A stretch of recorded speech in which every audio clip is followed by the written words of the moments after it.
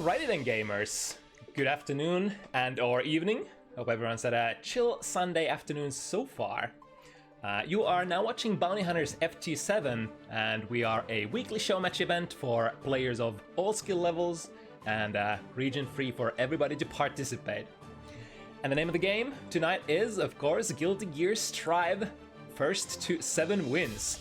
I'm your usual host, QK, and measuring up the action happening on screen throughout the 5 matches tonight, in addition to myself, will be Altinite. Hello, hello.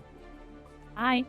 Hi. So, yeah, we had a couple of last-minute switcherinos. A couple of our matches had to be cancelled. Zokis had a fever, and then there was a clash of schedules for our number 2 matchup.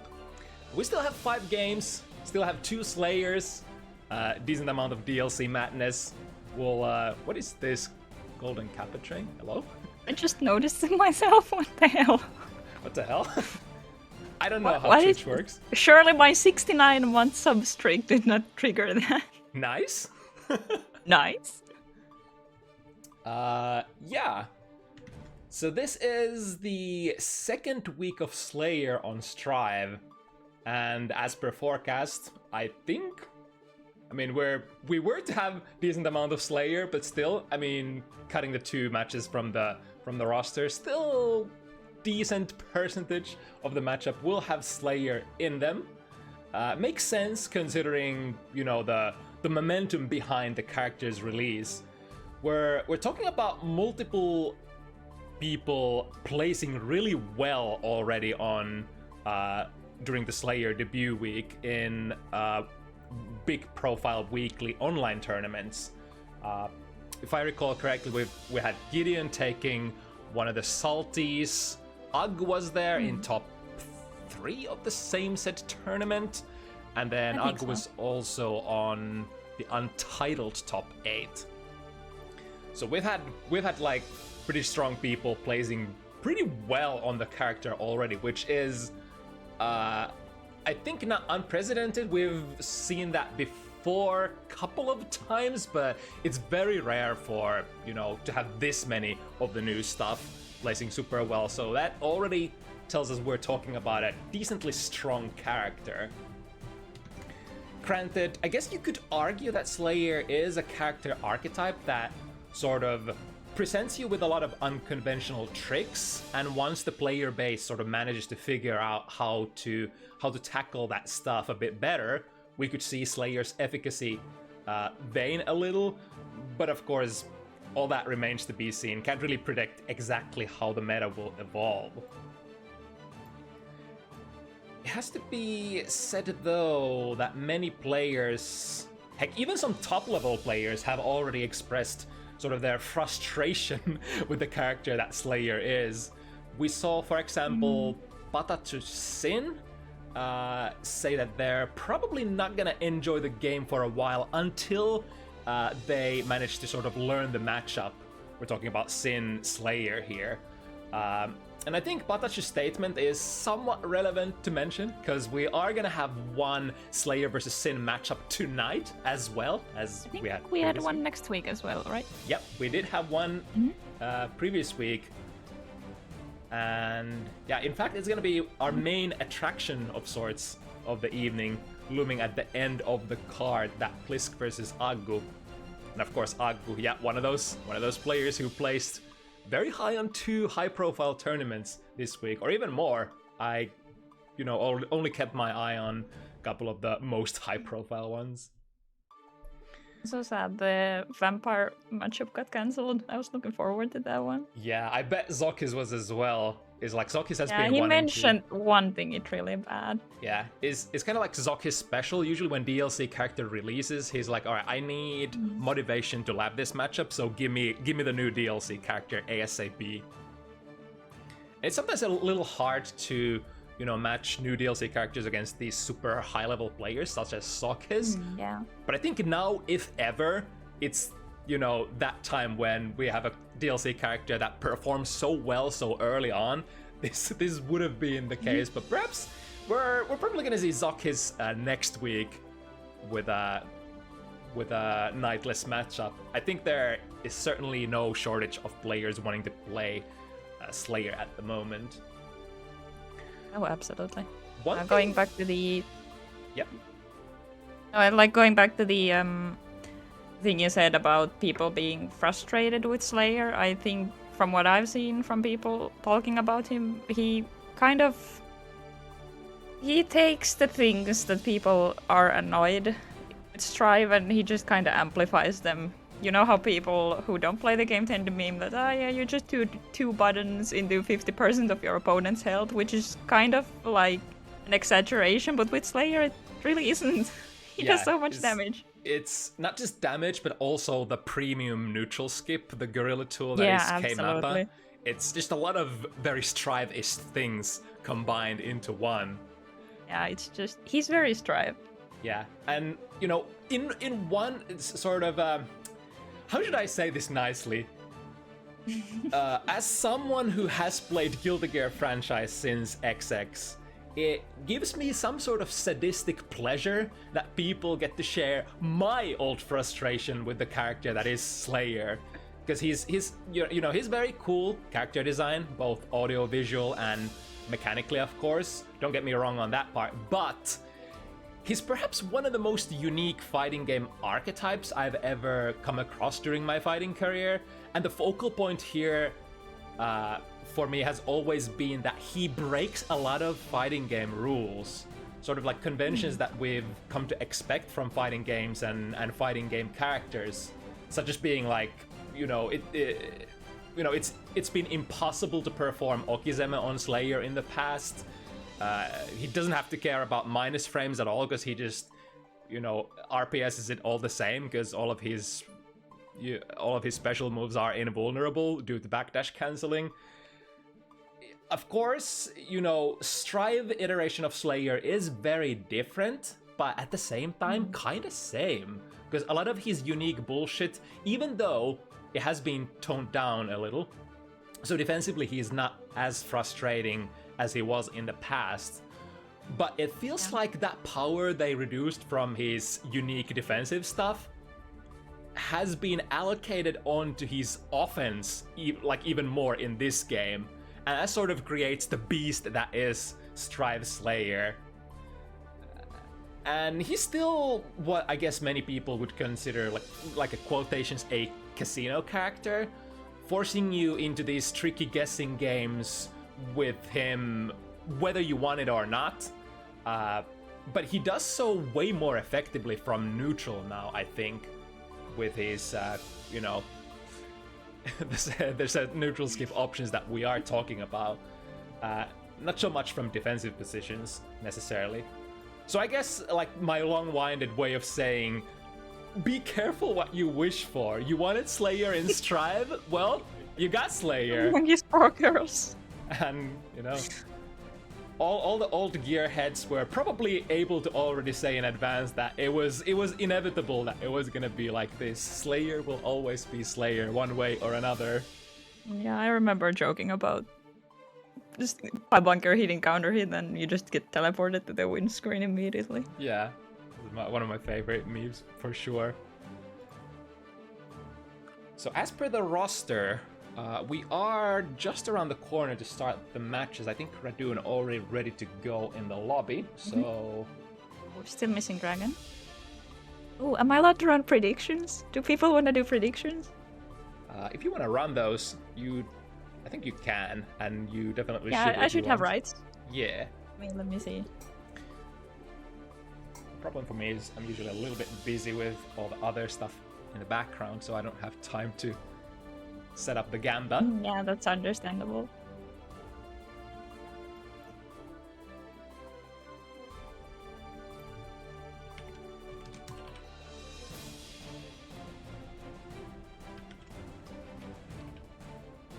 Oh yeah, Radune can't gamble because of Swedish gambling laws. I'm so sorry. Oh yeah. That's the silliest thing, honestly.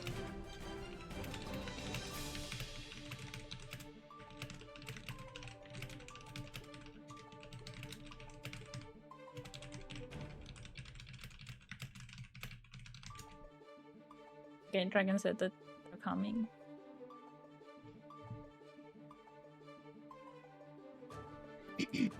Alright, so Radune Leo once again on the sort of welcoming committee duty as the showman himself takes on another newcomer on Bounty Hunter series.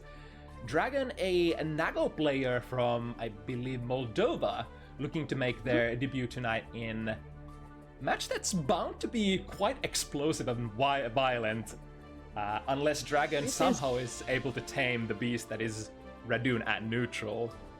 One of the matchups, you really gotta have your safe jumps in check against Radune.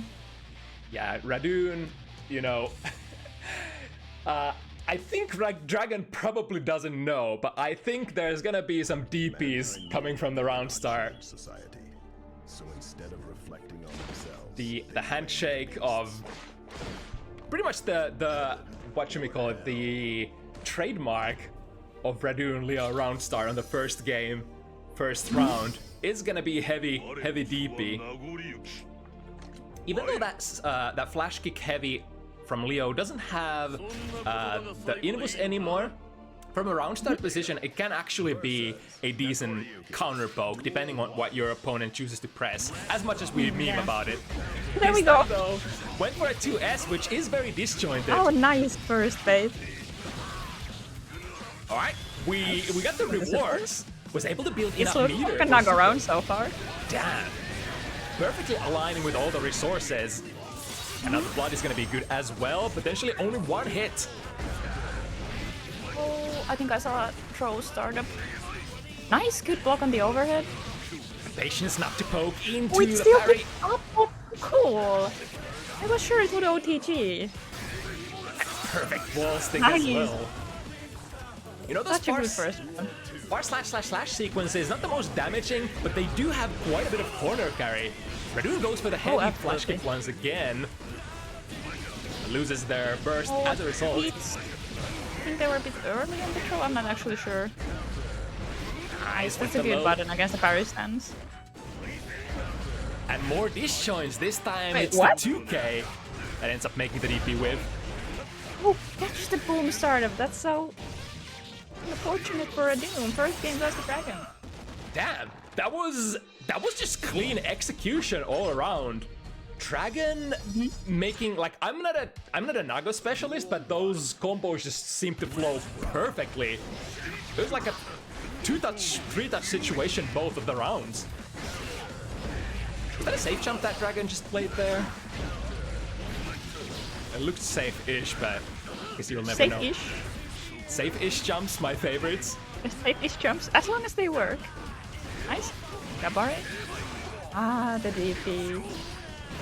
Right, Radune's time finds an good work. overhead. Immediate burst from Dragon. We got so many resources. One touch. Nice. RC In the here. bite. But gets the mix up. Not quite the tree way I'm used to, but hey, it still works. Always the most important thing is you keep the flow going. Speaking of, Picking a flow. You're gonna beat Corner. late with the smash on the Fukia. what? That was some madness sequence from Radune. Did like a raw red wild assault into a very delayed fireball and then a cross up. And none of that was checked by Dragon. I think this is going to be... Yeah. I think I saw Sour like, spots, but you can go into far slash, so it's fine. yeah, Radune did sort of let go of the parry stance there. Does the Yeah. parry stance actually block supers? Yeah, it should, yes. Yeah. No, not parry stance, sorry, I'm thinking about the BTD. I don't think the parry stance does that. Alright, Dragon on the second win. Okay, looking good. As predicted, it is definitely explosive one way or another. Let's see if Radune still... Nope, this time. See, I really like this matchup, but I know most Leo players will not agree with me. Okay, very early burst, but maybe that's fine. Okay, Radune has the corner. They never expected. First dunk, there's usually like, I say roughly 2 or 3 average command grabs per set for Radune. Ooh, nice bait Nice. here. And now bites the DP. I presume that was the start of bomb. I think so, yeah.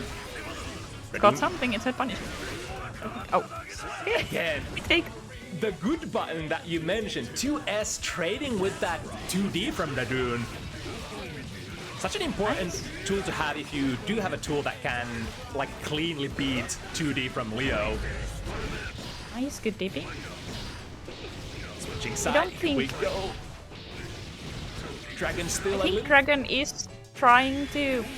Nice, good super. I think Dragon is maybe trying to get DPs with the bite into 5p clone, but I am pretty sure it's not like from that distance. If Radune does wake up DP, it still should work.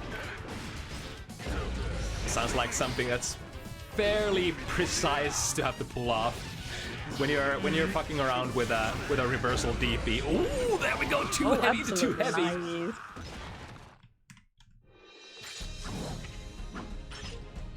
I imagine what too heavy might be a pretty good button in this matchup as well. Does that actually, if Leo throws a fireball, does too heavy actually reach that, or do you just use 5 heavy for that usually? I usually just enjoy 5 heavy personally or clone. That was not quite long enough. The insufficient blood levels, but the idea was there. Okay, Radune getting his game going. Dragon should be It's looking like Leo. Is it gonna be enough? I think since blood level is low, we're not gonna be there yet. Yeah, this boy is so tanky. What's up, can throw? Yes! Nice! Good opportunity to get things started, but Radune, Leo has so many resources to defend with here. Here's the first DPRC. Into an air dash. Nice! Air dash, oh my gosh. As one of the most non-standard things, I mean, all jump Ds that are kind of like Leo's jump D, Sin also has that same property. You tend to forget that you can actually jump cancel or air dash cancel out of those. Leo 2D, one of the buttons. It's I like remember once saying that I have better chances of stopping a nuke than stopping Leo 2D neutral, and I stand by. Steps to the other side, and it's gonna be enough. Radune, It's on the Leo board. opens it up. And definitely not too little too late. We're still at the very early rounds here. Backdash out of the 6 heavy, however... Nice. Ooh, Radune feeling Ah, the feisty. turntables. Nice. 2H. It's a lot of blood. It should... Just wait for another one! I don't know if I can do it again. Speaking of doing it again. That was a very peculiar way of getting the DP there as well. Radune made like a micro dash into the flash kick. Well, yeah, dash STP is actually valid because I've been playing Nagori Luki's Leo a lot recently, and I had to force myself to stop doing 2S 5H or do 2S Beyblade because he would do dash STP and it would get me every single time. It's kind of like if you know It's that actually they're very gonna, good too. yeah, if you know that they are gonna press the button, it's usually gonna work out, unless the moving question has a lot of disjoint. And this time we were talking I about love just the that kind of button. drink break super. Dragon with a life disadvantage here, however. Oh, this is not a safe jump. Oh Yeah, like you say, it's so important. Especially against Radune Leo, who just loves to swing with not only the DP, but also the reversal super. I forget actually how fast the reversal super for Leo is. no. Okay, nice. Good troll on the Berserker slash. Counter close slash. Nice. In the super.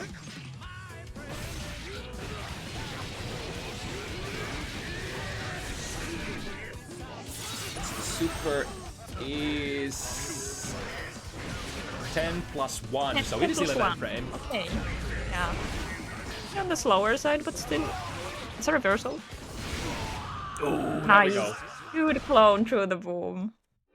This is a very annoying matchup for Leo because Nago has so many tools to just harass him from afar. And Leo has to take a lot more risks trying to go in than Nago. Yeah, I think usually like Leo S Fireball is fairly safe, but Nago having, you know, a lot of different options. For example, the clone there beating the S Fireball. The 2D hitting the lingering hurt boxes of bar slash look kind of fun. Okay, this is looking like Leo. The single command grab has been checked so far, and the overhead into super. Yes, indeed. Keep it simple, keep it clean. The Radune doesn't go for the command grab. It doesn't go for it too often, so it keeps taking you by surprise. It's actually a surprise for me nice, as well. Beautiful burst fade. There's been so many command grabs so far. Quite enough for walls. That's the Radune RPS. Is it gonna hit? Will this hit? Is it gonna hit? No! Oh no. Red footage of kill to get waking super up. hitbox is not reaching. And we go to Nice. S catches the 5D again. Oh, sorry, 2D. Looking good. Quite enough to kill, but this is a very prickly situation for Radune. It's a trade. That shot with Dragon chose there looked like it was one of the faster buttons. Could have been jump Actually, I'm take. unsure which one it was. Nice. That's a lot of blood. Nice, good throw. Great instant air dash timing there from Radune. Oh no! But, Oh, Radune is not looking at the screen. but plays this follow-up situation. Radune, rather do you safe. have no fear of God at all? Oh, the Apparently classic. not. Hit them with the good old. Oh, and that shimmy with the jumpy. Oh man. That is really the shimmy of a man who knows no fear. Absolutely. Yeah, It's. this man is not afraid of anything. I think reward-wise, there are probably better starters that you could play from like a backdash or something. But Like that. We just saw. yeah, but definitely not as flashy as Jump D. Nice, kill bait.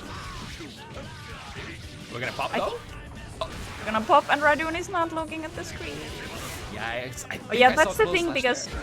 Nago has the instant overhead with Jump Age in Blood Rage, but it's kind of dangerous to do against characters who have a DP.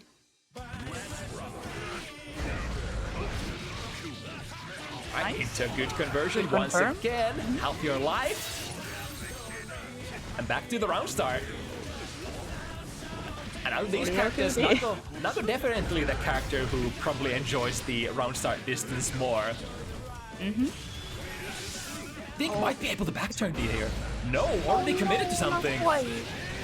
Probably. I was wondering if Radune might have pressed E for the shield, but Too far. Tried nice. to go Good to us. into turbulence, but Dragon with a good interruption there between the hits. Little missing with a Might be the blind first side. white blood assault we've seen. Decent RPS win whenever you I can. thought you're QK, okay. Okay. If it works, it works. Trade in Dragon's favor, especially since we Nice, have the life good advantage. thing. And that should, yeah. And it goes through. Whether Dragon used the 50 meter there for super or the RC, it's gonna be enough. Nonetheless, I think without the RC, just getting the wall break normally might have been on the verge of not killing Radune, but that extra little hit there, definitely doing the job. Alright, Radune, a couple of games down here. Nice Nice. FD cancel. Nice, really good. Oh no. For somebody who uses DP so liberally, it's super important that you actually do FD option select those on Clash, which Radune did there. Go for a Sonic Boom, not the time yet. Very smart of Radune noticing that. Oh, it still hit. Radune? Oh, it actually recovers in time. Because Dragon had to RC the super, then they couldn't exit Blood Rage. I was gonna say that it's very smart of Radune to spam Boom from a bit further away when he noticed that Dragon didn't have any more blood left to go do any clone Fukios or other approaches.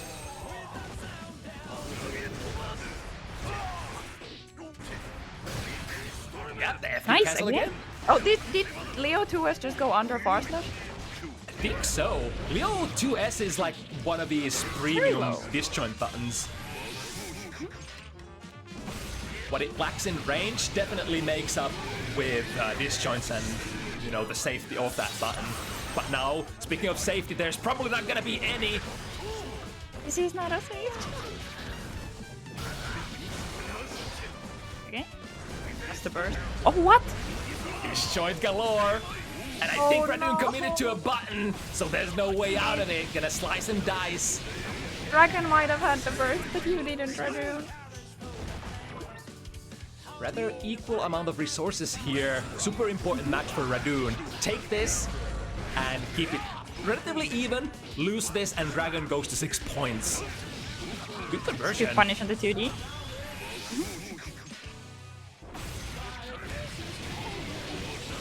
Dragon is blazing forward, looking like they're gonna have a very comfortable position here. Radune almost ready to build up to... Oh, just stopping at the throw range. Has the burst.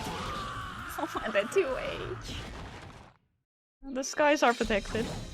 Oh no, come on. Uh-oh. Uh-oh. Please don't say that we're losing players on the final... potential final game.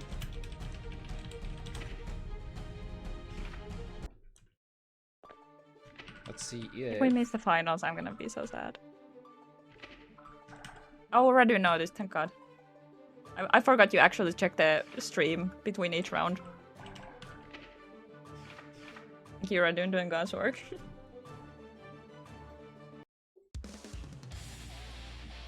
Okay, so... 6. Dragon looking very comfortable right now. Yeah, definitely the execution of... Duel 1. A relatively high-level player, I would say. Opens up with a heavy... and another one! 2 heavy DPs back-to-back. Basically saying, you know, I am losing currently, but that doesn't mean that my pace has slowed down any more than that. And we've got multiple... Radune is here just to have fun. He's just here to enjoy the game, no matter the outcome. I think Radune literally just believes in the win still.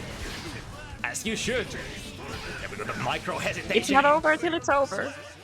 Into a DP. There's definitely at least a couple of games still to be had, and if you can get a couple of games, why can't you get a couple of more? Doesn't quite. It's a blood spent. Not quite gonna be a pop. Not quite a pop, but that's a lot of blood. Is Radune gonna be able to block in time? Oh no, he had committed something. Valuable super, that's gonna fix some of the blood problems from Dragon. It's gonna fix a lot of them. Nice. Into other side. Now big question Here comes the blender. Ooh. Is Dragon will actually commit to Burst the pays burst. Now that means Radune is gonna have a big advantage here with a full burst gauge. Good react on the Fukia with the DP. Ooh, and the shimmy! Nice shimmy. Lying on the ground, this will hit, break the wall. These combos look so funny because they don't look like nice good close those. Like they're not gonna look like they pick up, but they still do. Another one. Another one. One guess. Cross Still up has potential. burst and has to use it now. And the DP, no fear whatsoever. Call up the jungle. Wouldn't have it any other way.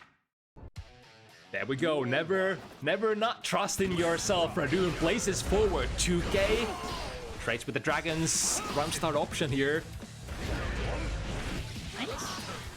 With Oh no, drops the peacock. That's a lot of blood. Okay, nice, catches back there. in this situation, Radune doesn't have to necessarily worry that much about Beyblade, which is one of those nastiest to deal with neutral approach moves. Into a mix-up, finds the low. Let's see if Dragon is ready to... What? Hello? What is this man cooking? Oh, this will hit the shield, right? Yeah, that was not after Flash. That was literally just Radune committing pre-Flash. that dragon was gonna do something. Oh no! Still not enough though. And once again, Radune back against the wall. Set point dragon, 2D hits, Here now with comes Nix. the intercontinental missile called 2D. Ooh, tried to reach for the throw. I saw Dragon going for the throw, but he was a bit too early. Nice, gets the hard knockdown. This time with the cross up. The me. Nice. And -2, Daisuke's vision. Use your head.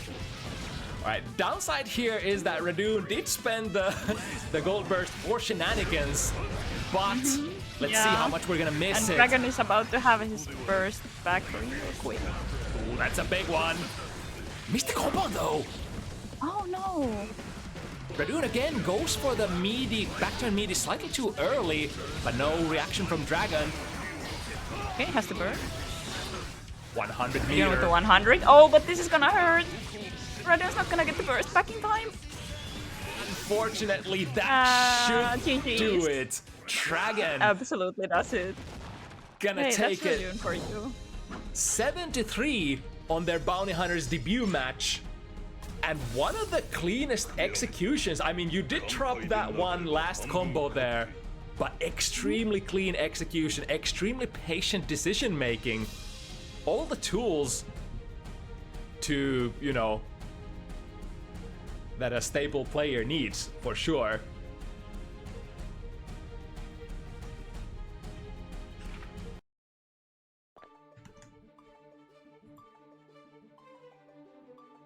Alright, good stuff, Dragon. And Radune as well. Always extremely... I love watching his Leo. Yeah.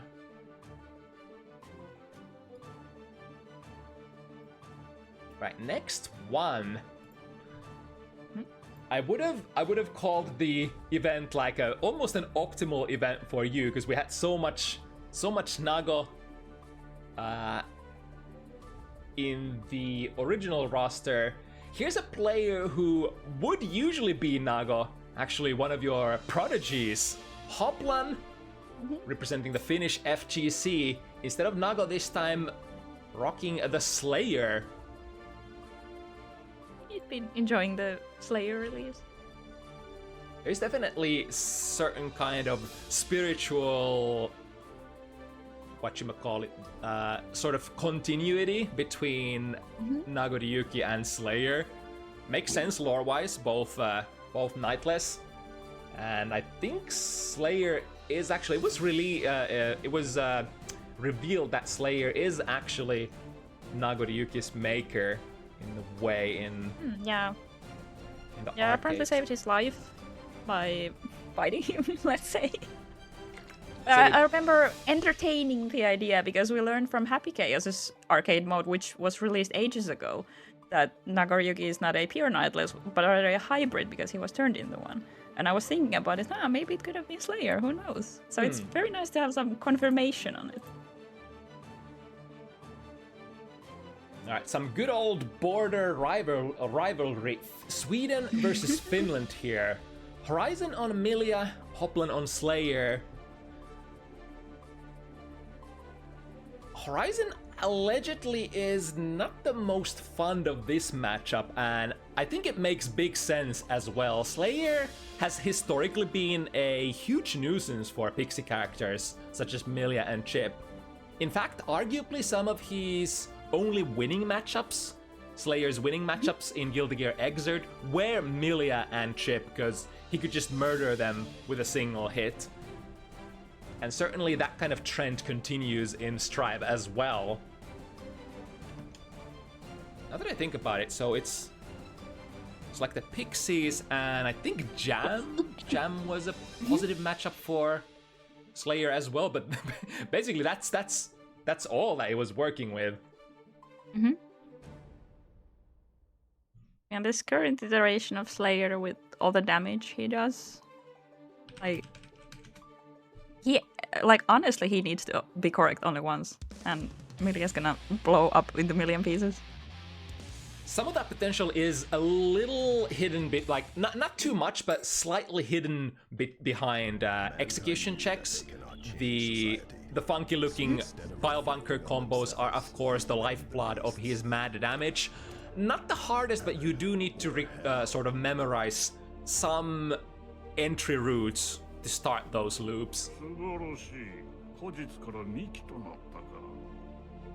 And I guess per my own labbing with this character Slayer, I would say that Slayer is slightly on the higher scale of execution for a Strive character, so there's definitely a little bit that you have to put in, like put work in to get all of that potential out. Nice, gets the burst bait. Oh, the mix-up. Yes. So nasty. Slayer, like we discussed earlier, he no longer has that unique defensive capability that he once had. All of that went into offensive stats, so as long as you can knock Slayer down, you should be fairly good as a Blender character. Look at that damage! Look at the damage! Yeah. Oh my god! This is Pixies versus Slayer. Oh no! A nice good bait. Oh, but no punish. It's a little too far there. Had to go for a micro dash. That pushes the pile bunker away. Damn. But still, quick RC into Mappa, and you're back in there. Nice. That's close. Ooh, goes under with Mirage there. One thing about Mappas is, especially the K Mappa, is it hits very high, so it's possible to go under with a lot of stuff that can low profile. Beautiful 6P. Gets plus frames. Yep, RC. It's really funny when I've seen that interaction before. Yeah, it's like when you do the The back pile wall shots. stuck behind. When you do the back shots very close to the wall, the pile bunker itself sometimes actually sticks them. That might be the first time I'm seeing it. Looked really funky. Oh no. Gets hit by the 6P. Ooh, another one? No punishes on either one of those by Horizon. Horizon with a lot of meter though. Finds the way in from the other side. Hoplan almost has his burst back. Meanwhile, Horizon has nothing. Oh, okay, they just passed each other like two ships in the night. Yeah, Mila is super fast in the air, has the double air dash, and then this K Mappa basically puts you from another side of the screen to another, so there's a lot of potential for the characters sort of missing each other. No punish on the block pile bunker. Oh no. Yeah, pile bunker is minus close slash in this game. Look at that. That's a lot of risk. That's a lot of risk. Okay, it's going down. Alright, not too bad. Went for the throw, got only hit by the, whatchamacallit, the Capel. And the gapple, if you will. Gapple. Alright, first one in Horizon's favor. But it's so many hits that you have to land as Milia. Not only does Slayer do a lot of damage, he can also take a lot of punishment. Roughly equivalent to No Blood Nago, but has no downside of, you know, having to deal with the decreasing defensive modifier that Nago has. Nice, good birthday. Let's see how much damage we can muster. It's decent, has two combos. He's sure. Yeah, he is surprisingly tanky. Like, his death mode is actually like the exact same as a Zero Blood Nago. And the nasty thing is, even though Horizon has such a massive lead here, one hit could be it. Especially when there's even a little bit of risk on your risk bar. Slayer does have a couple of really good ways of building that risk as well. Master's Hammer, if the opponent hesitates. Close slash, far slash. Builds a lot of risk. Okay, Just first a couple of hits. Horizon in the corner. In fact, just the K Mappa builds so much risk on Milia. It does so much risk. Look at the damage. It was like 3 buttons. Oh, and they got away. Nice fancy YRC this time. Ooh, that would have been a kill for... no. Slayer is tanky. He can take some hits. Oh no, but the Artemis. It's not looking Still good in for it. Hoplan. Soft It's not knockdown. looking good, but still in. Oh, but disc. That's actually a fairly brilliant way of occupying space there. So if you can extend as far as possible, you have better opportunity to tag Slayer out of his dandy steps. That S yeah. disc could be a pretty decent tool for that job. Okay, no bursts. It is a little unfortunate. Hoplan did, I think, had the killing combo, had the close slash there, while Milia was 1/3 of her hit points. The Artemis. Get pressure going. Ooh, 6B. What? Putting Horizon Beautiful into the corner. 6P. There we go. What again? Oh no, not enough advantage to actually. That 6B is the funniest thing. It happened twice in a very short time frame. Oh, she's dead. Absolutely. And I think it's a lot of the times you don't actually have time to break the wall with a pile bunker, which would be your usually preferred special for the job, because it starts up so slow. Yeah. I'm not sure what would be the best button in that situation, that you're a bit further away from the wall, but you still need the break. Probably 6 heavy is good unless you want to spend the blue wild assault. Quite enough to kill, but gets a hard knockdown, so are you forced to guess? Ooh, was looking for a wild cheap kill bunker. there. Oh. Forward dandy step! Oh, John! Oh my god! Sneaky. I've seen a couple of Slayer players rocking with that. It is a little risky because, you know, it has no strike I've had invulns that done to whatsoever. me. It feels so bad. It does more psychic damage than anything else. There is an interesting invul property though. It's invulnerable against throws, the dandy steps. Yeah. I think the P version as well. And I mean, it Nice moves you mix-up. forward really fast. Oh, finds a throw. Nice. Wanting to cash out. Thanks with the 6K. This will go back to neutral. That's a lot of resources on Horizon's side. Nice YRC. Oh, She dead? Yeah, got that Absolutely. action perfectly. Slayer can do so much with only 50% tension as well. I think you have fairly consistent routes into the back pile bunkers with most of your hits. I think with an RC you can pretty easily get into the back hit pile bunker loops. Yeah, especially like off 2 hits. 2 hits you can Like get so. a very nice loop. Beautiful. Yeah. Okay, Hoplan waking up. It's very interesting. We spent a lot of time on those 2 first games, Horizon just grinding Hoplan down, and then we have just a couple of 2 fast games, Hoplan's getting basically 1 or 2 combos, and it's already over. Nearly a moment. Oh, 2H, also one of the buttons. It looks so satisfying to land. Yeah, and it's very comfortable to hit confirm as well. It used to be a little more awkward, but now, as long as you see some sort of hit, you can hit confirm into the forward dandy, and then depending on if you see it being a counter hit, you don't cancel anything. If you see a normal hit, you just go into pile bunker. So it's very, very comfy button to confirm as well. Ooh, Oh, into- that's a, oh no, but no combo. Oh, that's a shame. Nice blocks in the pile bunker. That wasn't a punish.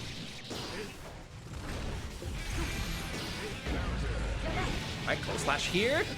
Has the meter to make these walls break happen.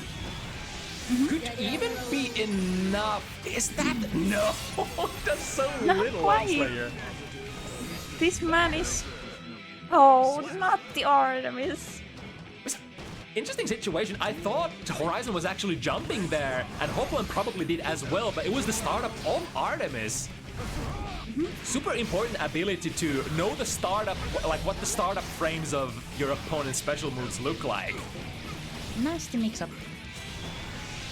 Okay, gonna be a hard knockdown. Slowly building resources for Hoplan. That 50 meter there looks rather dangerous. Oh no! Gappel hits him out of the Master's Hammer. This should be safe. I think, yeah. Yeah. Utilize Yeah, the the fact thing is that that it's utilize it's the really slow. Yeah, it's for 14 plus 1, I believe. It's so 14 plus 1, so it's probably pretty easy to save jab. I think every character in the game, as long as you have the mobility to get next to your opponent, should be able to safe jab the super mappa pretty easily. I mean, even like close slashes are universal in their frame data, and I think there's like a 3-frame window even with a close slash. Yeah. Like 3-frame window to failure perfect. Yeah, perfect fail. meaty. No super. Already queued up the button. Hello? Are we're still blocking?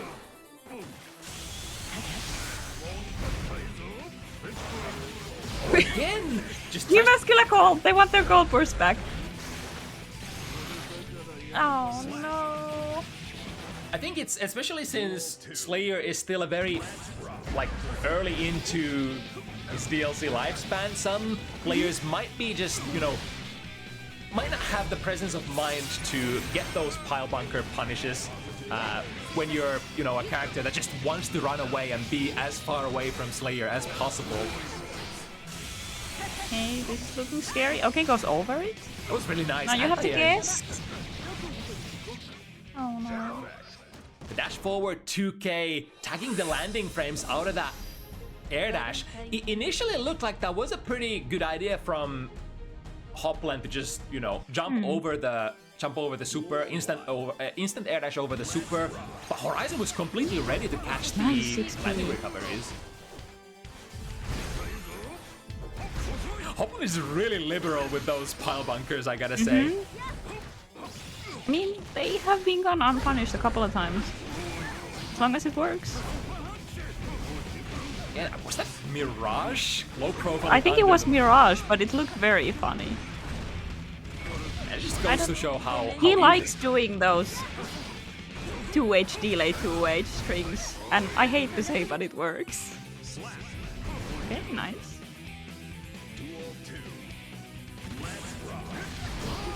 Nice. Another 6B. Another big game here for momentum swing. If Hoplan gets this, they're still on the trail of Horizon. Nice, skip blocks. I was saying. I didn't know Horizon was gonna cross there. This time though, you can only block right so many times. But now Hoplan is in round win, so... Oh, this will hit. I think I saw Hoplan reach for a throw here. Yeah, will be reversaled. And a perfect angle to come down with a jump slash on the 5K from Hoplan. Hoplan about to have his burst back in a bit. Nice, good throw. Ooh, counter Oh, hit. this is gonna be a lot of damage. That might actually be a kill. Cross-up pile bunkers are super hard to block. Like, I can see them. I can see that they are coming. And I still eat them. Yeah, the cross-up ones from a block string. Yeah, the cross-up ones. Yeah, I think the startup of that is roughly like 21 frames, so not the most impossible, but definitely not an easy reaction either. Alright, we have the first punish on Pile Bunker. At least, like, you know, you happily take a 2P punish if that's what it takes to get it. Yeah. As long as you get something. Because it put Horizon in such a good situation. It's flowing well. This might still be a wall break, not quite. Nice. Oh, nice. Finds a hit too. Yep, 1, 2, 3, wall stick. Half of your life gone. I've noticed Hoplan doesn't really like using BWA much to secure a hard knockdown. I've been wondering if it's because Slayer's Wild Assault just doesn't reach in time in some cases. Yeah, I think it's it could be just, you know, we're still very new to the character. I think I've seen a lot of Slayer players using the blue Wild Assault for just building risk and basically getting to the close slash mix range. Like out of one blue Wild Assault, Slayer usually touch up deaths you because it builds so much risk. Okay, both players have burst. still available. Gotta be really careful here. Went for that 6B very early. Still got the bait from the Nice other first side. bait! Nice bait, but not punish. Okay. He has the damage to take the throw, but I cannot say the same about Milia. Nice. Trading throws back and forth. Now finally getting. This should be safe. Yeah. Oh, this might be bad. There's so much meter. Oh, missed it. Oh no! Oh, this is bad! This is bad! This is very bad! I'm This is surprised. bad in both directions! Bunker didn't actually wall stick there. Still anybody's game. Big Oh, this counter is hit. bad! Oh. And this time doesn't miss the pickup. Hoplan in one of the first games out of that counter hit, it's late. Missed the 6 heavy. Not this time.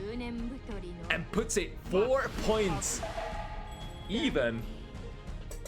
Forget to breathe.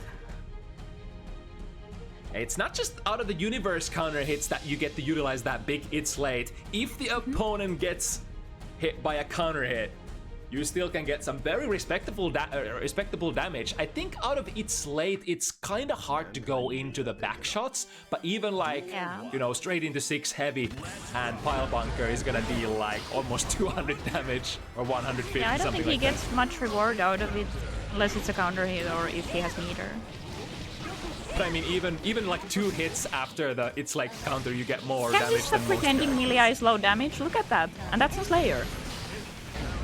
Yeah, maybe it definitely has good damage out of these Especially with starters in the Artemis. corner. Her corner routes got so good. I think it's the usual dichotomy between mid-screen damage and corner damage. The corner damage is usually very good for like Milia and Kai and what have you. Then the mid-screen hits are more about corner carry and not so much about the damage. Yeah. Or just, you know, setting up this, It's good with punish. which Horizon was trying to get to the disc. No respect, just wake up. Oh. Okay. Ooh, air dash no. backwards, so Hoplan not getting No, out I of the don't corner. think. I don't think Hoplan realized that he's gonna unstick, so he wasn't holding forward. Oh, this is gonna hit right. Oh, absolutely. Usually very safe to predict whether. Oh, I think This this was will DOT. hit. This will. Oh. What? Never mind. What in the hell? Hello? Hello? Has to burst. Yes. Oh. Hey, we can have this left-right stuff as well. Mirage, Dandy Step, all fair game, says Horizon. That was I initially thought that was gonna be a DOT there from Hoplan, but it actually was just a Dandy Step into what? Is it It's Late or something? Yeah. Then the It's Late clashed with the super. Yeah, now that I think about it, it makes a lot of sense because It's Late. Speaking of It's Late. Yeah, It's Late hits very high and is very disjointed on the upper hitbox, so no wonder it clashes. I've had It's Late tag me out of some air buttons, which I didn't think it would reach. Nice. I think it's because Slayer has like enough difficulties dealing with people up backing and or fuzzy jumping you to have like a decent anti-air. Ooh, is this gonna This go will hit, under? right? No, this was hit. I think some of those hit. counter hit super mappas can even convert into a pick after the combo, especially if taken to the corner. Other side. And out of there. Still Hoplan still sitting fairly comfortable with that life buffer. And he's round up, so hold on to your burst. I don't think you're gonna need it. Opts to take it here. Could be the right call if we manage to get the hit here. One more. Oh, if Because we can Horizon get does not the- have burst! oh no, it's I yeah. Never mind. I'm sorry, Hoplan. The burst was great. You're doing great. Just continue. And was once again trying to look for the chip kill with Pile Bunker, I believe. But good on Yeah. Horizon holding the FD and not getting chipped out of the match. Because I think Biobunker does have that guard crush as well, which means it's gonna deal more damage on block than many other special moves. Absolutely. It does. Guard crush moves do so much chip damage for some reason. Nice, good throw. Nice, good jump. From the front. Nice, the YRC. Oh no. React to this 21 framer. This is. Yeah, good jump. Oh, it actually connected. I think Horizon was nowhere near, but it still reached. This match here is such a good showcase of the It's Late anti-air capabilities, and now Hoplan is actually swinging with it actively. Have we perhaps discovered the way to beat Milia? Just swing It's Late? Oh. Speaking of swinging, gonna go into the loop. Does this go into the loops? I think he was maybe thinking about baiting the burst, but did he just not hold back? It's, I think, because too heavy, like there was no bait there, because you would, like, too heavy is so slow on recovery, so you would have to cancel into something, and then the cancel wouldn't be. Oh, so it was still in recovery. Okay, yeah. Because I thought that the recovery was already over. And it can cause, like, I totally understand the thing going on in Hoplan's brains, because like I have the same. I'm like, right, I know you're gonna burst, but there's no like burst bait for me here. So then you're just stop doing things. Now Hoplan for the first time in the driver's seat and in the lead. 21 frame cross. Bit of a slow start. But... Oh, this is nasty. This is nasty. Hoplan speedrunning it suddenly. Set point. Now Horizon will have to play. Realize that if he just gets a hit on Milia first, the Milia dies instantly. That's the curse of the Pixie characters against this Menace Slayer. This character is a menace against everyone. There are very few characters in this game who can two-touch a Nagoriyuki. Lots of resources here on Milia. Oh, Hoplan has been the blocks were so good, but what happened? I think Hoplan blocked every single cross-up in the corner so far, but then the follow-up mix-up is actually what gets him. You Hoplan with the reactions, or he just coded at guessing right. Oh, misses the bite. Speaking of, there hasn't been that many bites this game. Who needs those? Realizes the setup was bait. Oh! Nice, beautiful burst bait. I think he might be dead. Not yet, but soon. Oh. And reaches again for the 21 frame reaction check. It was not blocked. I would have not gotten the check. Yeah, it was not blocked a single time so far, so there was no reason for Hoplan to expect that it wouldn't bear fruit this time as well. Yeah, that close slash into P Mappa or close slash 6 heavy into P Map, sorry, not Mappa, Dandy is probably gonna be one of the grimiest tools that we collectively have to fight to, you know, somehow solve when it comes to Slayer matchups. The nasty thing is, if you play it as a close slash into 6 heavy and then the cross up pile RC, it just builds so much risk as well. And after the RC, you're still gonna take some sort of a left-right and probably get TOD'd if you get touched. I think one of the only hard callouts that you can use against that is to actually throw it on reaction. If you think it's just gonna be the P Dandy into Pile Bunker. Problem is there are so many other options that can be played there. For example, if you react to the Dandy step, then you might get counter hit by Master's Hammer instead. Because you can only see the Dandy itself, but you can't determine which follow-up it's gonna be. Alright, but good on Hoplan. Slayer players. 1-0 for today. Gonna have one more on the last matchup today. But next, some more Finnish player action. So we're gonna have what is this name even? Snorbblermaxxer. What is a Snorbbler? I have no idea what is a Snorbbler. What is a Snorbbler? That looks like some sort of a sea creature. Is that... This is it? Yeah, that one. That's a cute little fishy.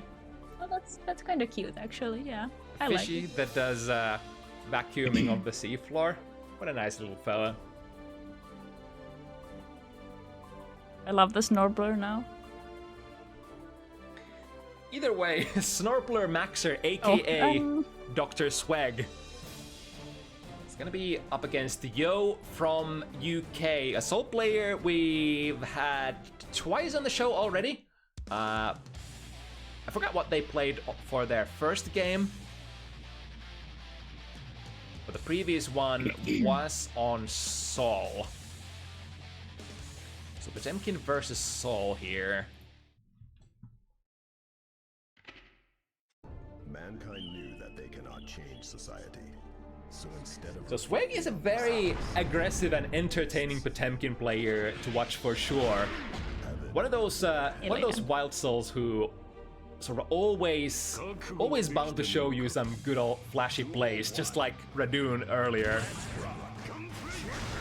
And I think since we are against a Soul player, and Soul players tend to be collectively extremely flashy as well by design, probably gonna have some good old explosive action here. 5 feet to Nice. to counter to. I think it doesn't quite reach. Got IBs. Nice. Throw incident. Here comes the... Interesting. I think was waiting for a burst there and did not reach for Yeah, the probably. Karabuster. Yeah. But now you're gonna be locked in the corner even after the 5D. Nice. Beautiful Abare.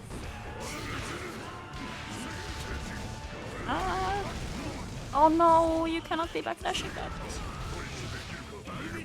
Ooh, thought it was gonna be enough with that 5D, but not quite. Still, Not quite. with a massive amount of life advantage, it's gonna take it home. 6P calling out the /round start from Yo. And here we go with the red wild assault. The meta of season 3. Went to the throw a little too early here. Swag gets out of the pressure. Back Mega Fist, the go-to. Mega Fist. Tried to reach for the throw. Blocks. Nice. Reversal on the 5D, fully charged. Yes, Swag would definitely There's so try. much going on. Never stop the madness, keep pressing buttons. Ah, but it's only a single hit, so it won't break Swag out of that. With the armor. Yeah. Oh, but here we go. That will break the armor. Yep, multiple hits on the jump We heavy. got some good combos. Oh, it stuck so fast. I don't think Yo realized. YRC last chance, that's actually gonna kill! Karabuster. It's gonna kill. Oh my gosh. 50 meters, so explosive on even for Potemkin, even on defense. YRC at close range basically puts the opponent in a buster mix-up, even for like a little further range, because you do have your Karabuster as well. Nice. It's gonna be a great equalizer here. Life totals, and now we have the meter to go into this again. I have to get. But the hits got consumed a little too fast for, I think, Swag's how Swag would have preferred. Oh, nice.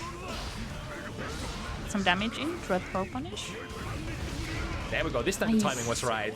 I think that was the timing that Yo was trying to go for earlier, not to tag the armor, but the recovery itself. RC keep the pressure going. Was able to actually build I think I almost... saw a throw startup.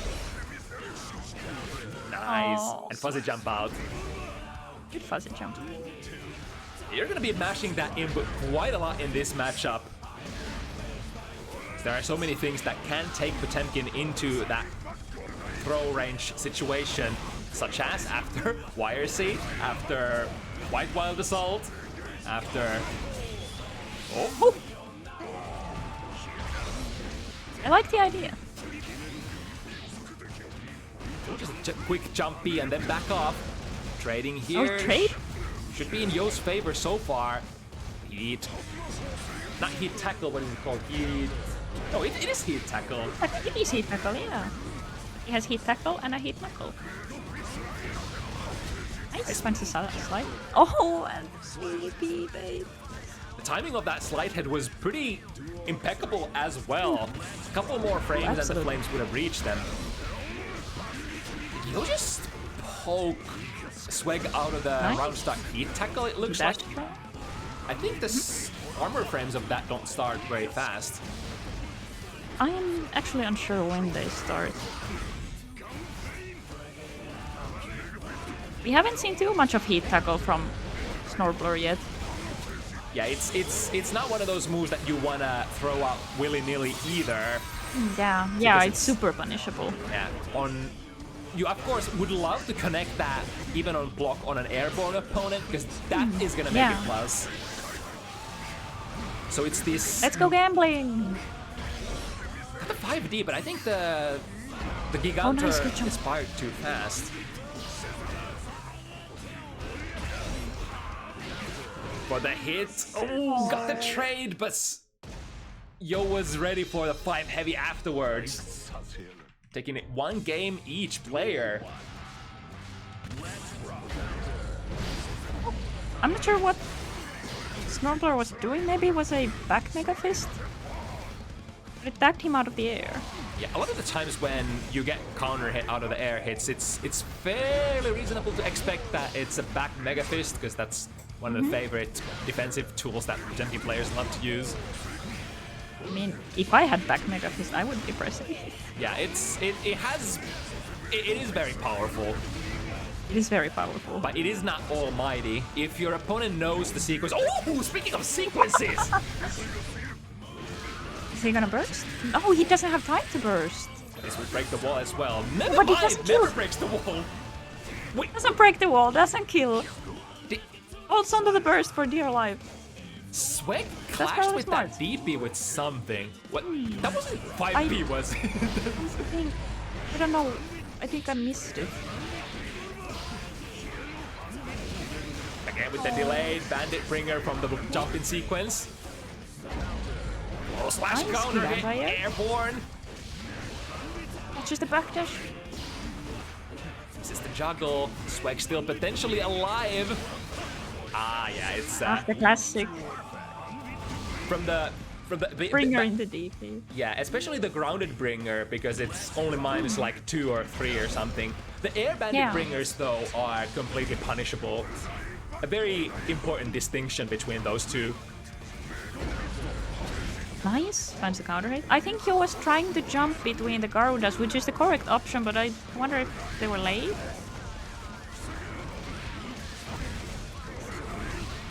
Ooh. Nice. Okay, speaking of, but not...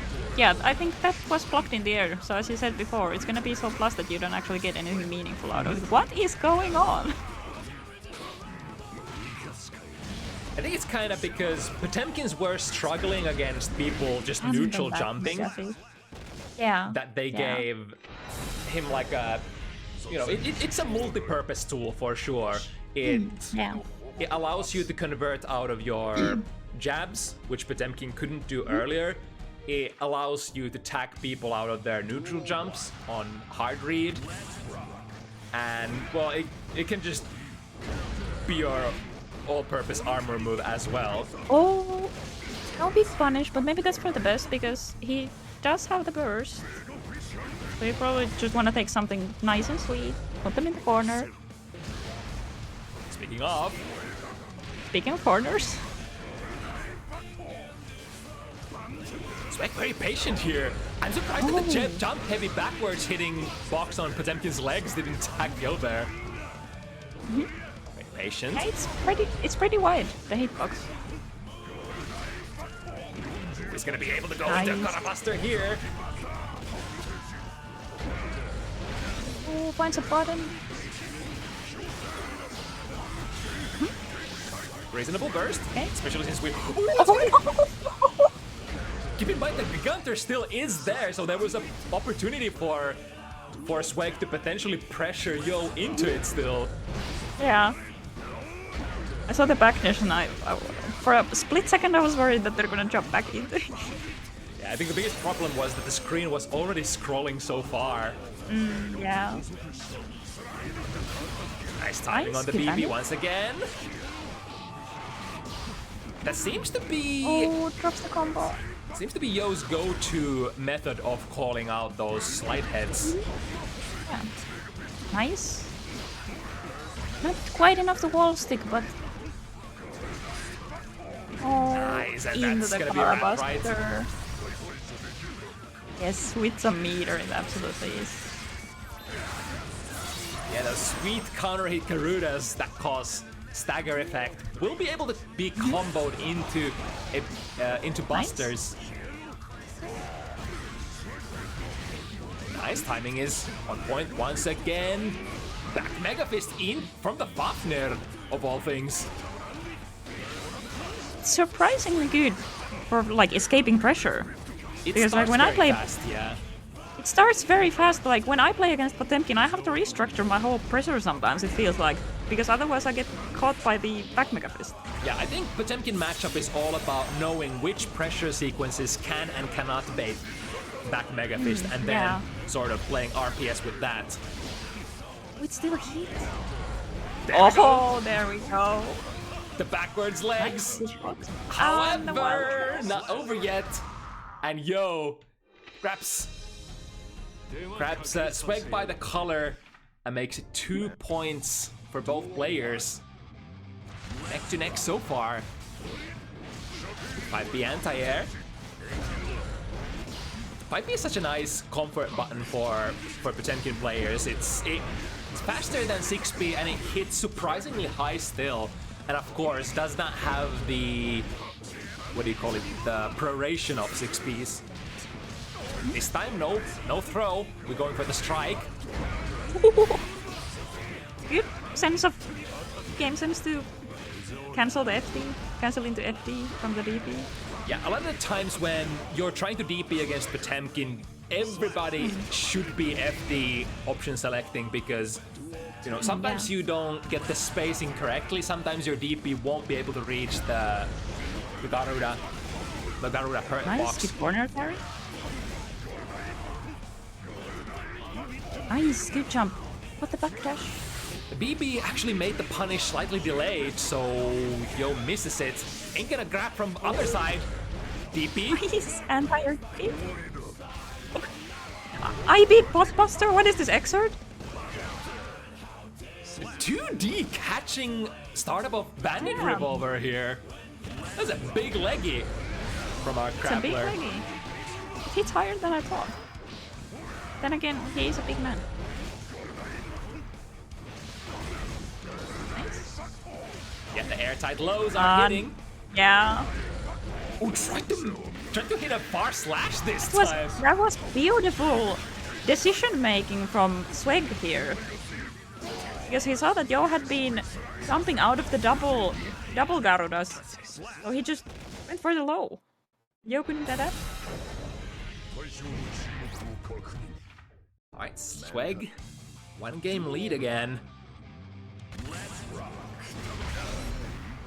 Straight into Red Wild Assault. Look at that. Already out of that pressure sequence, building health risk.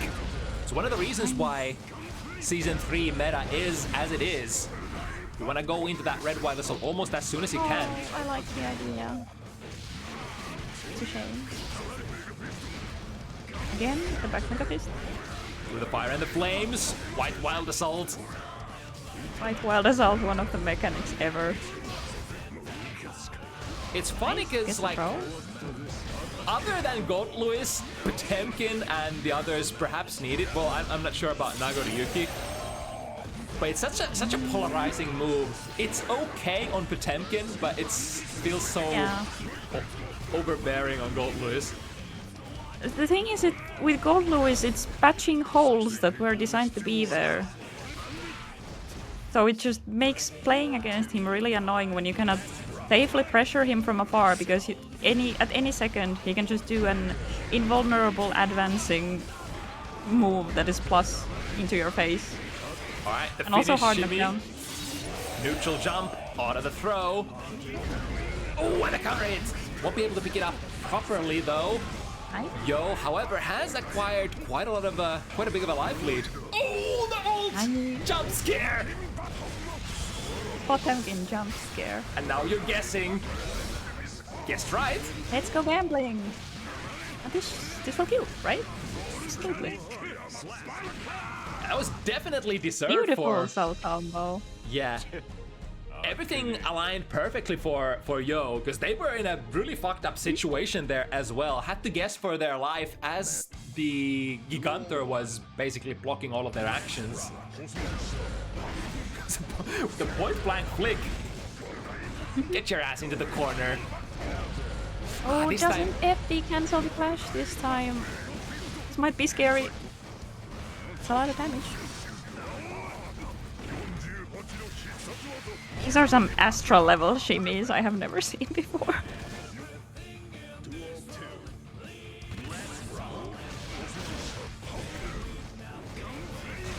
Okay. Oh, misses the buster. That's a shame.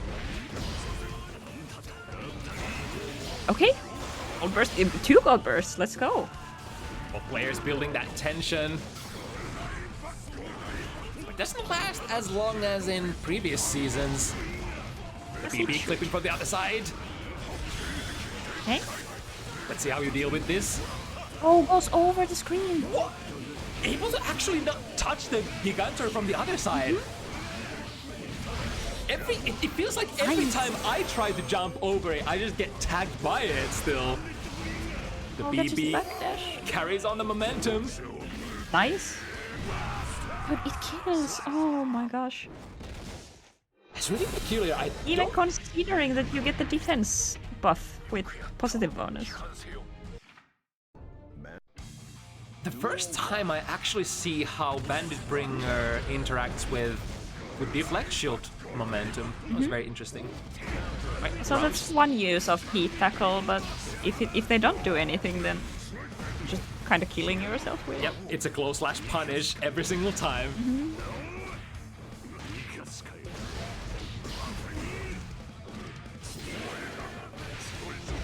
Oh, with a fully charged one. And Yo actually opting to take the That's a combo. good chunk of damage in the positive bonus. This might be scary. Oh, Is it in range? so hit. No, the range is actually less than Soul's DP, I think. Yeah, the first hit of Tyrant is super small, I think. Nice, fancy throw. Any hit will do. Any jab. Ah, but Or back any mega fist back mega again. fist. Was probably trying Potemkin to. player pressing back mega fist, say it ain't so. Yo was probably trying to fish for a slide head instead with that BB. Yeah. Nice, good jump. There's a hit.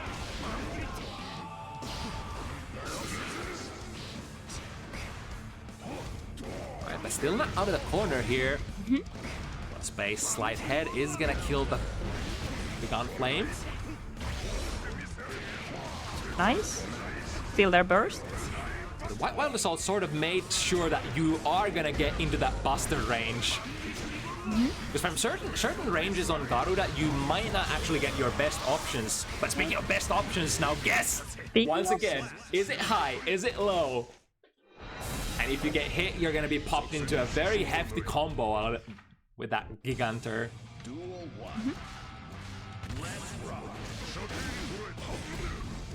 Nice. Best them.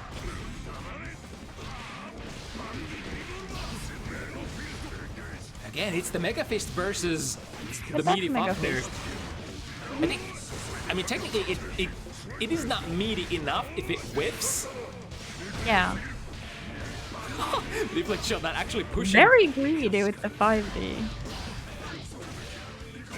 I think since Deflect Shield is coded so that it only pushes away your opponent but not you, it creates some really weird looking situations in the corner if you're like the one not in the corner currently. Nice. Speaking of corners, and beautiful corner carry and heat tackle. And a read. Nice. Straight into the positive bonus. No hard knockdown, but still. Gonna get some sweet meter out of the positive bonus. I saw Swag. I saw a button, yeah. I think it might have been a 2D, maybe? No mix-ups for your BB this time. Ooh. Nice. Pops high in the sky. Curse of White Wild Assault. Oh, this will kill. Yes.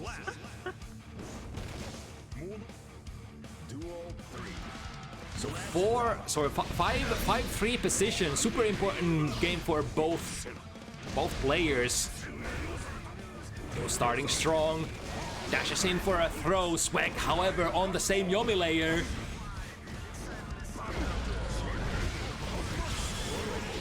Okay, for gambling. Oh, he found Oh, dang it. the hit! Because the low attack level between the hits nullifies. Super is so disappointing.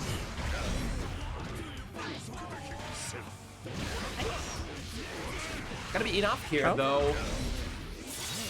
One more hit for either player. If it's a good A one. scary situation. There we go, this time it's enough! Woohoo! Able to backdash out of the VP. Oh my god! So, Bustered the DP startup with the help of the RC slowdown. Oh my gosh. previously the deflect shield has been, has not been pushing Yo far enough from the BB, but this time following up the deflect shield immediately with a backdash is actually able to make it whiff. Nice, good hit. Gonna get some sweet corner carry with it. Good read on the throw. Good backdash.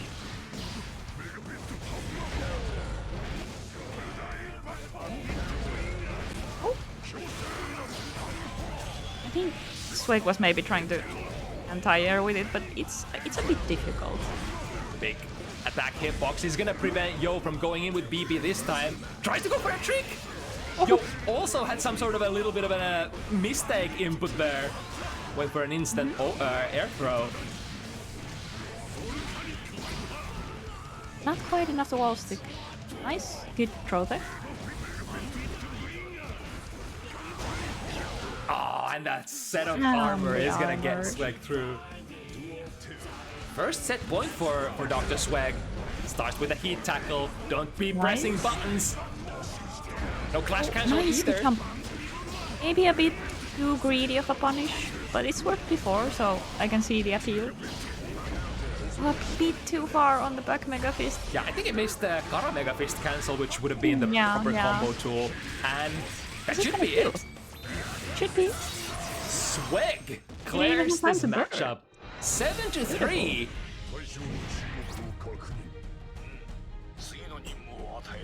High risk, high reward gameplay, as we predicted. Lots of those setups with Gigantors. I'm so happy that we were able to see at least one setup where Swag went for the Gigantor and then the sequence where you nullify the block stun, I believe, from the Gigantor hit by going into like a jump P and then throw between the Gigantor hits. It's That's actually so cool. it's so hard to see as well. But that's like one of the grimiest Potemkin mix-up that I know of. I didn't actually know the tech behind it. That's way cooler than it looks. Mm-hmm. And even if you jump out of it, you're just gonna collide with the Gigantor and get pulled back onto the ground.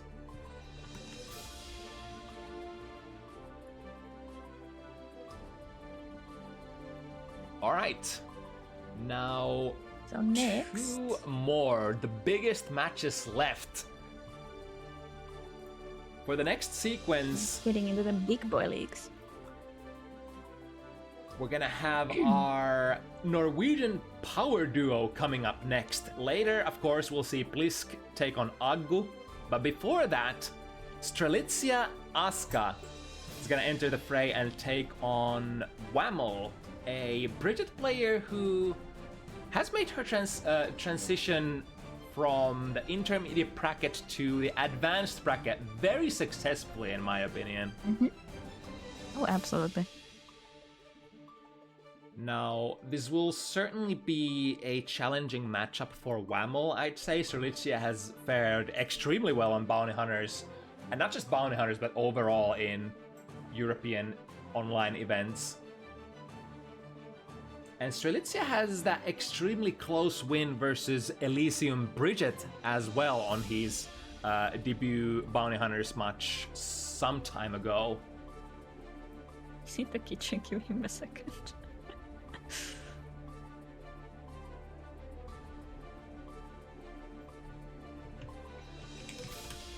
Let me give the players a holler.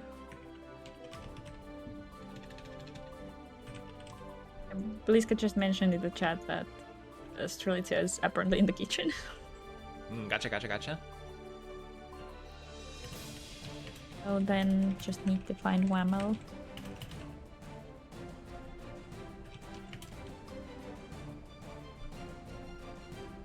Matchup-wise, I think they say that this is one of the tougher matches for Asuka since Bridget has the ability to punch through cubes very fast and basically cleave the whole screen with her yo-yo throw, the aggressive version that has a hitbox. Effectively... Her buttons are super long too. Yeah. It's like you can effectively deny Asuka from getting things started with many of the standard cubes, which tends to be like the focal point of Asuka's neutral RPS against many characters who can reach far. Is like if you have the better spells that either like move instantly or, well, usually it's like you manifest something instantly from very far away, like for example the meteor or the guard crush or Terrametron is another good example. But if you have... I do not remember them by their actual names, I'm sorry. I remember a couple, but... I remember Screamer. Yeah, that's an iconic one. That's also one of the spells that can... Well, technically... It can counterpoke things if you're close enough, but if we're talking about Bridget's yo-yo toss, it's usually not gonna do much about that.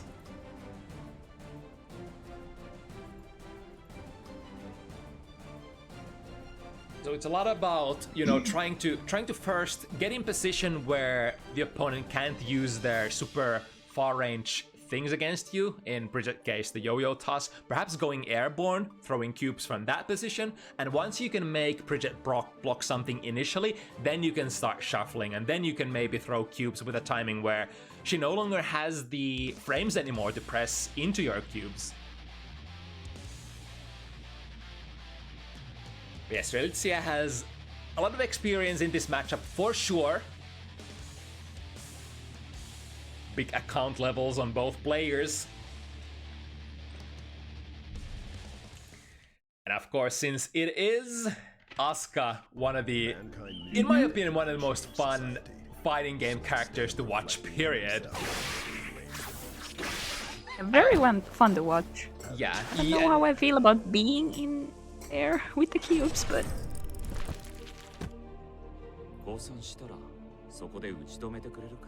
Strelitzia definitely one of those players who every single time I watch him play, I learn new things, not just about Asuka, but about how, you know, how other characters have to troubleshoot some of Asuka's gameplay, because it's so different for different characters, depending on, you know, the boxes of your moves and how far especially your moves can reach. Now, Strelitzia is gonna mulligan into a better very hand. strong start.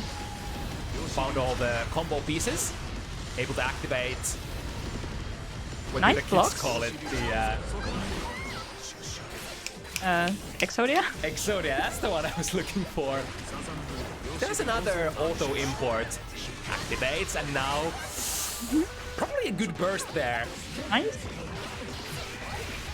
He's a bit lacking on the defensive side. Like, Asuka has no reversals, and he has to very much rely on universal mechanics to get people off of his ass. So situations like that, especially against character like Bridget, is gonna be super annoying. But now, full mana will be able to just chip Oh, Whammel let out. me eat her on Whammel's side. But that was a really Didn't good sadly get to use it. good spot on Whammel going for that gold burst towards the corner. Because that not only got Whammel the offensive position, but was able to waste time from Strelitzia's buffs. Yep. Use all of the resources that you can to keep them in the corner. Spin shift. Got 5 shots out of those. Oh, wait, that's a big hit. There's no mana. You have no mana. And this matchup looks very, very grindy to fight for Asuka if you ever run out of mana. Absolutely. Because like you do have decent reach on your buttons, but certainly nowhere near to challenge Bridget. Ooh, put the jump B active there and was able to delete all of the green cubes. Couple of Screamers on board, Nice. using it as a threat, getting the throw, and now the big cube. That rainbow cube is basically the premium you shall block for a long time and I shall shuffle my deck during that. With the I'll last jump straight offensive board. into it. It's the burst just in time, but Strelitzia was aware of it. You gotta be extremely aware of where the mix-ups can come from during Asuka spells. For example, the arpeggio here that Strelitzia was running with, between the volleys, the first volley usually sets you up for advancement by Asuka, and then during the second volley, you're gonna take some sort of a high-low. Or I think you can throw between the volleys as well, maybe? Not super sure. Screamer, preventing their approach. This time the angle is good. DP spell in hand, the only one that Strelitzia has. And it works out! Nice. It's a DP. God, that was such a value DP as well. Absolutely. Able to open the gate, and Exodia is active.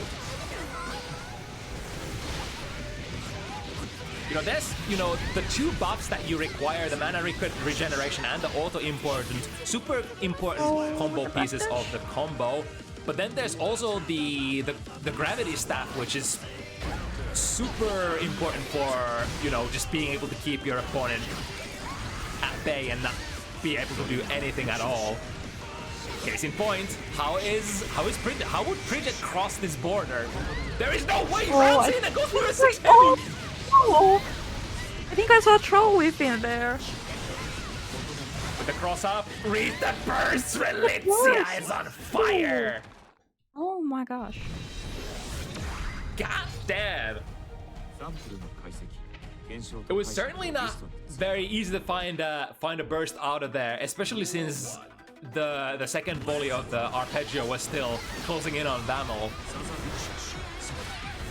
Yeah, it feels like as Bridget, you lose all of the Bridget factor as soon as you block just a couple of the cubes, and Strelitzia is able to start shuffling his deck. I would like to put the rainbow cube on Whammel. Found the combo. Let's see what does he find. Yeah, this is a really good hand.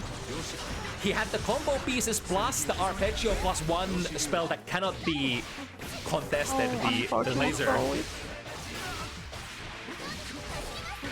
Big opportunity for Whammel, especially since Strelitzia is still a little low on the defensive resources. Whammel has all the resources in the world. But still, Aside from burst, but oh no. Oh, your ass is not too strong. Your ass is not strong enough for the cubes.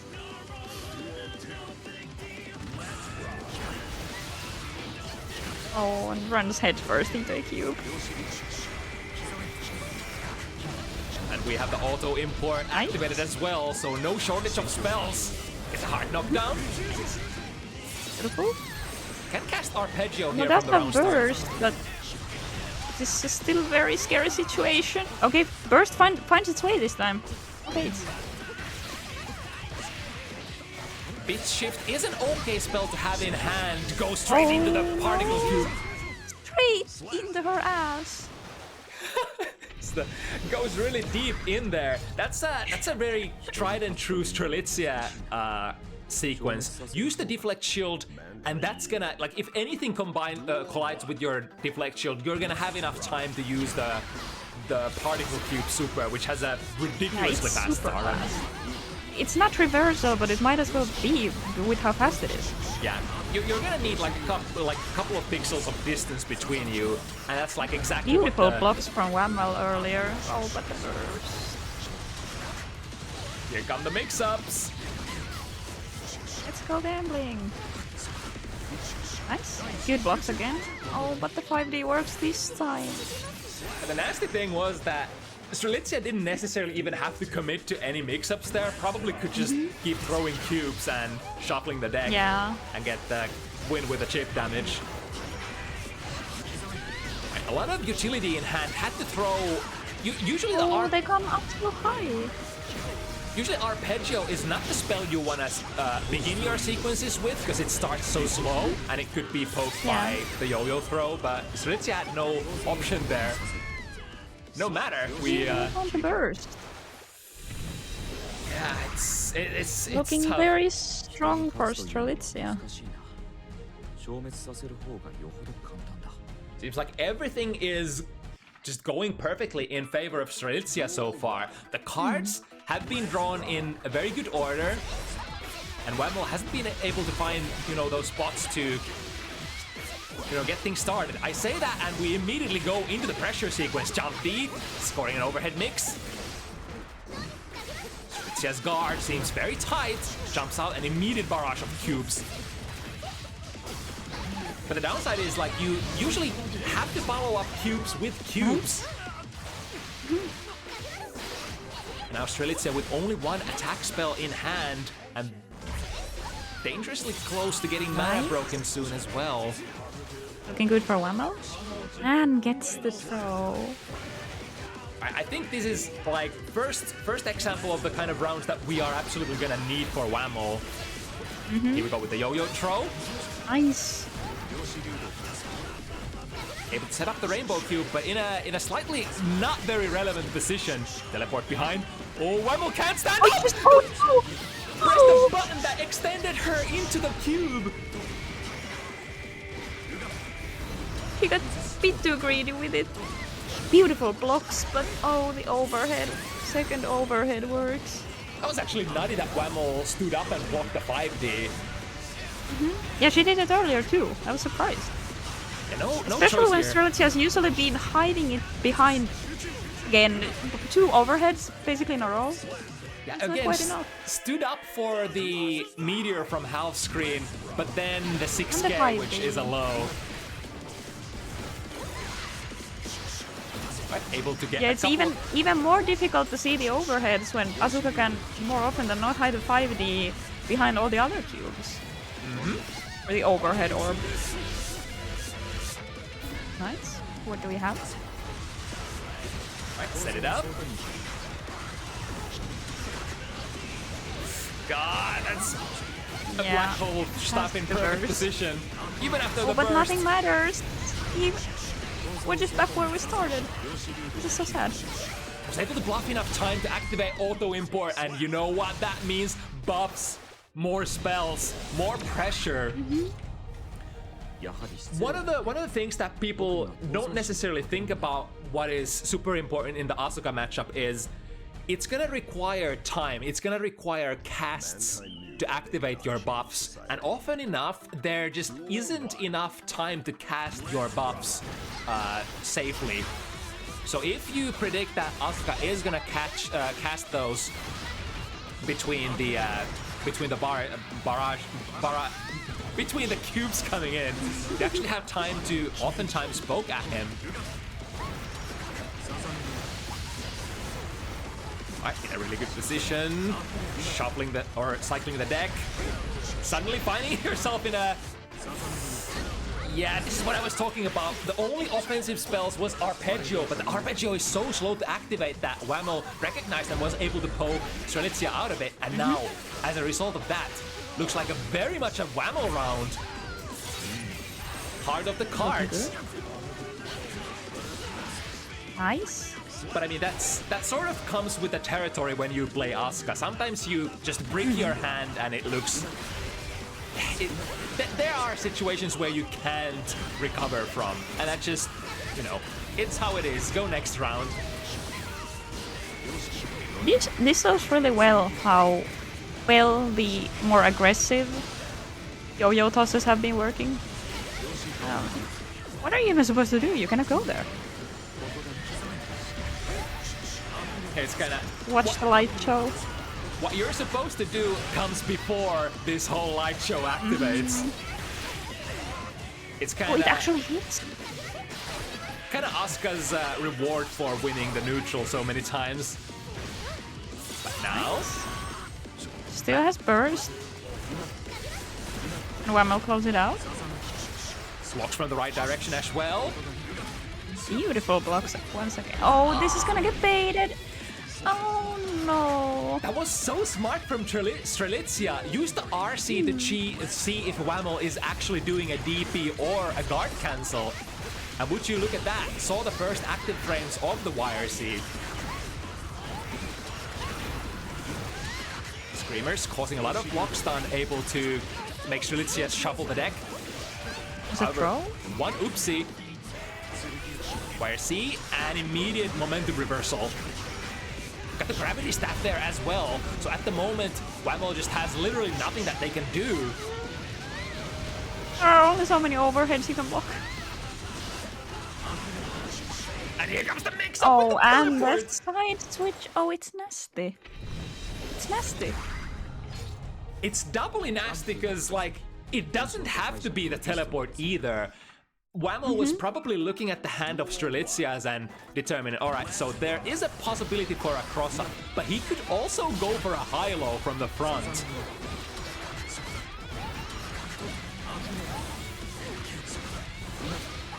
Ooh, very good trade for Strelitzia.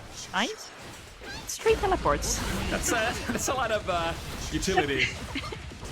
That's a lot of utility. These are the big hands that we are talking about. Now, of course, Whammel is able to look at the cards and be like, alright, you have absolutely nothing, sir. Nice. Calls out that super, correct. It's so plus, there's not a lot you can do. The thing is, Strelitzia would have loved to use that mana on, or that tension on a Mulligan super instead to get rid of the bricked hand. Yeah. At least he has the Terrametron now. Well enough to kill with the mana shield, but it's a hard knockdown. Alright, finally able to get rid of those teleports. Oh, the backdash. Strelitzia actually used all of his health to, you know, recharge mana here. Oh Important no! bait. Oh, but no punish! Oh, this is scary! Gets the farm on that overhead. Oh my god. One DP on block could have been Whammel's way out of that round as well. And just like that, it's been such a short game so far, but Strelitzia is on set point here. Whammel has had single Whammel needs a rounds. small miracle. The single rounds here and there occasionally working really well for Whammel. Look at those buttons, the 2 Ps Okay, no mana. breaking the lower portion of the green cubes. The jump D hit from a perfect angle, and now Strelitzia has a hand to work with again. Once again, it's only like 1 or 2 hits away, but Whammel do it. Nice. Plus the overhead. Let's snipe. Beautiful snipe. It's the same as previously. I think Strelitzia used most of his health in order to charge mana, which is a thing that you can do. Gravity staff. Gotta respect the wave. Oh, there was still one. Ooh, it was 6 heavy overhead from really far range. Strelitzia was waiting for that burst, but not long enough. 5D too far. Nice. That's a good hit. Oh, this is gonna go through the cube. No mana. It should theoretically be Whammel's round. Good Nice 6 anti-air. Strelitzia is trying to use I all of think their that happened. resources. I think that happened already once where Strelitzia tried to deflect shield, but whatever it was, it did twice. Whacked him out of the deflect shield. Nice. Okay, it's not over till it's over. Yeah, you absolutely have to take advantage of the brick hands when you see them. And this was one of those rounds when Whammel could spot, alright, this is my opportunity. I go in here, I go basically risk everything. I mean, Strelitzia was trying to throw everything at Whammel as well with the last bit of their burst, trying to deflect shield, but you deflect shield Bridget and she's still at arm's length basically. Oh, nice, the DP spell actually interrupts the blue wild assault. And now we're cycling. Good change of block. And able to fight himself out of the corner after that unsuccessful cross-up mix-up. Damn, Asuka Gaming. Once again, set point.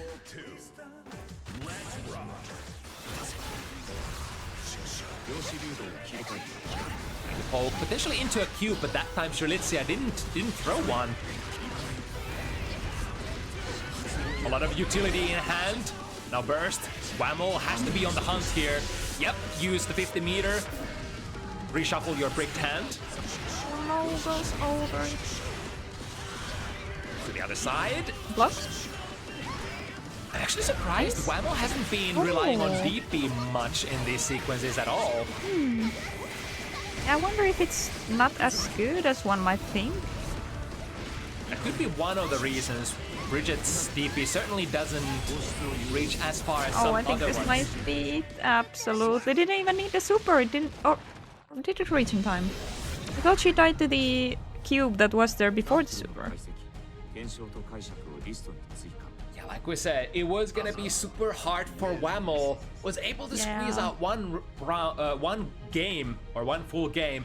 There were a lot of really good rounds, single rounds for Whammel. However, there's a lot of fluctuations. There's a lot of variance in this matchup, as you might, expect. Asuka being kind of a, draw a card kind of a character. And I think most of the bad hands Whammel was able to take advantage of, but they just didn't come. Yeah. They didn't come often enough. And Strelitzia is pretty much the master of pushing it as long as he has the cards to do it.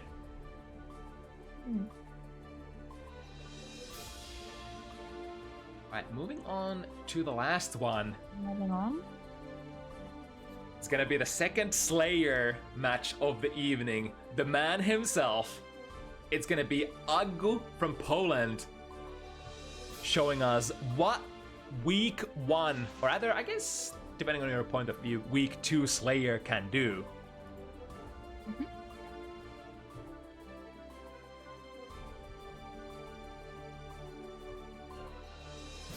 Actually, do a couple of TO tricks, just quick.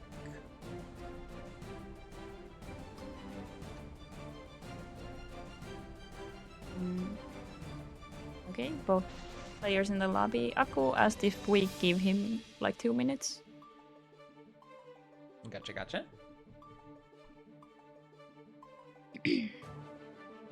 Alright, so I previously mentioned how some of the usual top talents have already taken names in high-profile online tournaments last week. And remember, Slayer has only been out no more than roughly a week, yet AgguBaggu so far about a week. has placed in 3rd in last week's Salty bracket and 7th in the Untitled bracket.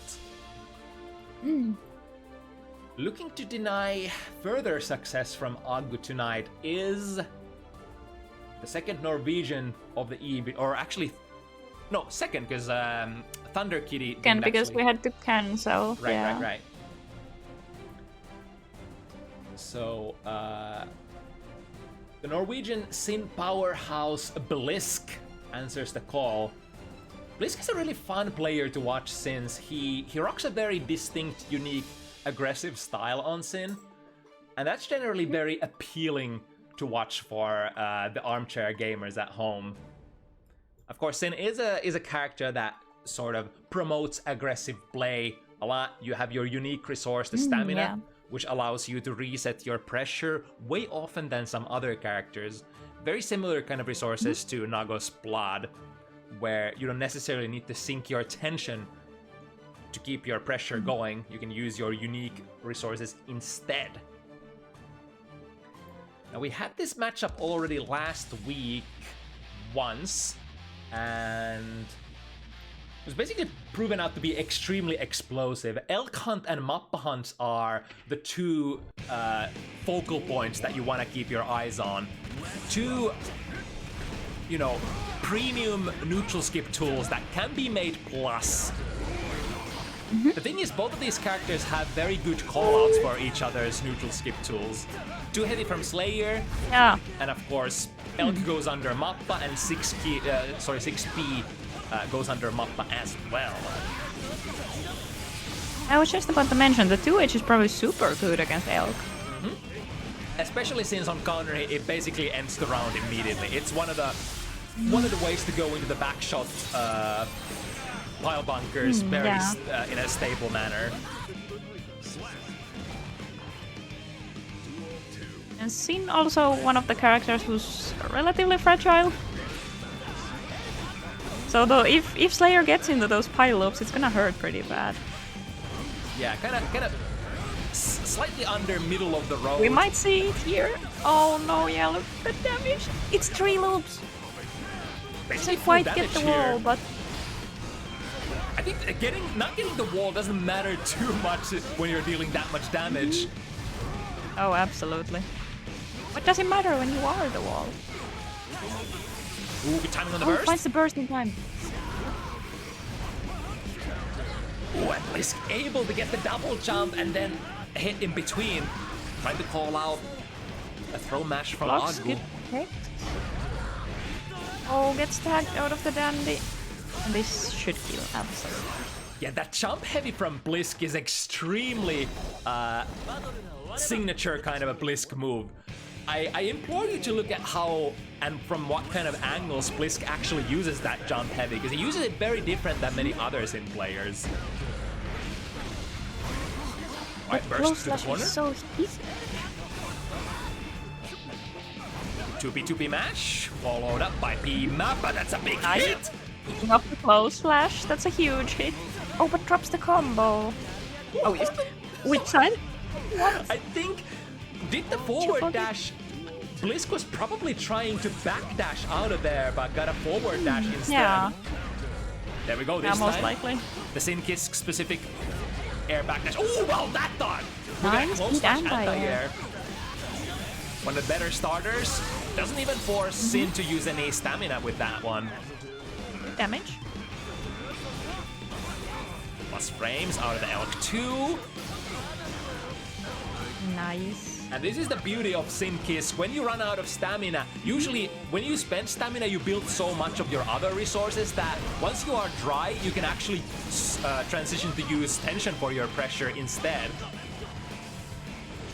Ooh, just an empty jump. Sometimes the simple stuff is very effective. Okay. Damage. Aggu still has the burst, but this is looking kinda dicey.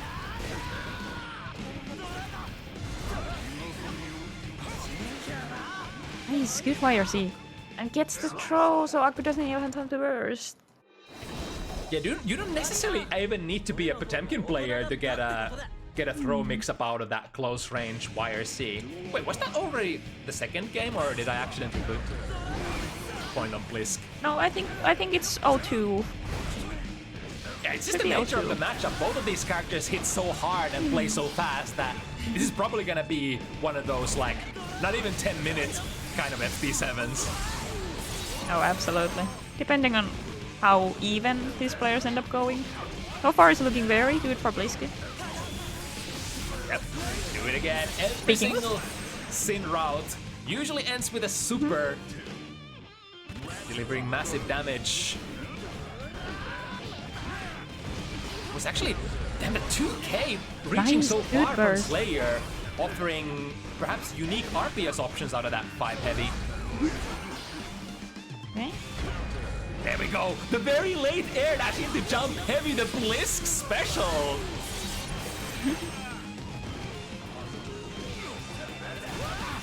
There's a little bit too much delay there between the close slash and 2S, but Bliskke still getting the hit. These are some really fast rounds. 3-0 for Bliskke. It feels like the rounds are basically decided upon the first hit. Yeah, whichever players wins rounds wins the rest of it. Especially because, like, you get one hit, get a heart knockdown as Sin, it's suddenly not very easy to get out of the pressure anymore as Slayer. What up? Oh, What? yes. What? I didn't even know Hello? Slayer can play footsies like that. Nice, good throw there. Oh, beautiful air footsies to dodge his buttons. I think it's literally again with that shimmy. Oh, that's the one of the shimmies. Yeah, having access to such far-reaching jump heavy, Sin is one of the few characters who can actually utilize that kind of shimmy really powerful in a what's the word I'm looking for? In a very powerful way. Yeah, let's put it like that. Let's put it that way. Oh, there's a BSU. Try to go Oh for no, try to go another for BSU. another one. It's a bit greedy.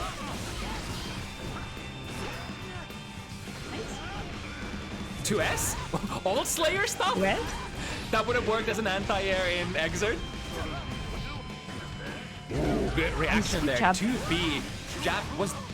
That was the infamous cross-up pile bunker that Aggu was gonna do as well. I think, maybe? these overheads.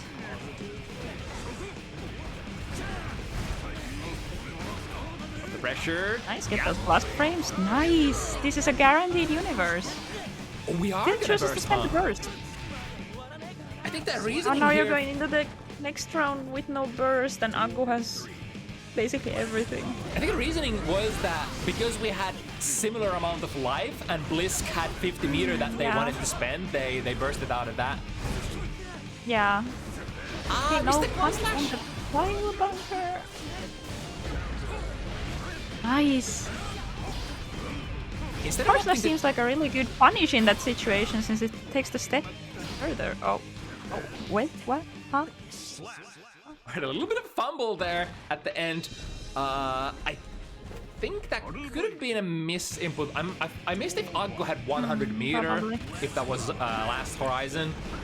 Yeah, I missed it also. Oh, nice. What did Aggu even hit there? Right, the jump out and the Nice, check good there. catch. Definitely a classic, Just like Tokyo. classic feature of, you know, again, like versus Slayer matchup from the past. You definitely want to try to actively challenge dandy steps. And in Strive, the dandy steps don't even have any strike input, so it's doubly easy to do so in this game. Right, throw Nice. into the corner, working with a safe jump or a fake out. Oh, fancy 6B this time. I think 6B wouldn't work against jump slash, but because Bliskke likes to use the jump heavy, it's actually a little more vulnerable against 9-frame 6Bs. Yeah, it's a 9-frame 6P, I forgot. These are some pretty good frames on a 6P. Nice. This is gonna be a kill, right? Oh, absolutely. Even with a even with the clean hit, it's gonna be able to deal enough. Aggu with the burst advantage going into the last round here. Uno cancel is extremely minus. Aggu tried to go for it this time. Yeah, got the punish. I think that's -7 on the Hand of Doom. So can jab punish for sure. And the Kara Super. Nice, beautiful. Aggu still a little bit off from meter. Gets the IBFD though. Sin Kisk doesn't give a damn though. This boy has so many special moves that move him forward. One of those things that you might as well try, but also be ready that Sin might be canceling into stuff like Hoop Stomp or Elk Hunt or even just Big Driver to catch you still afterwards. Alright, good jump angle. Did a quick cross-up pile.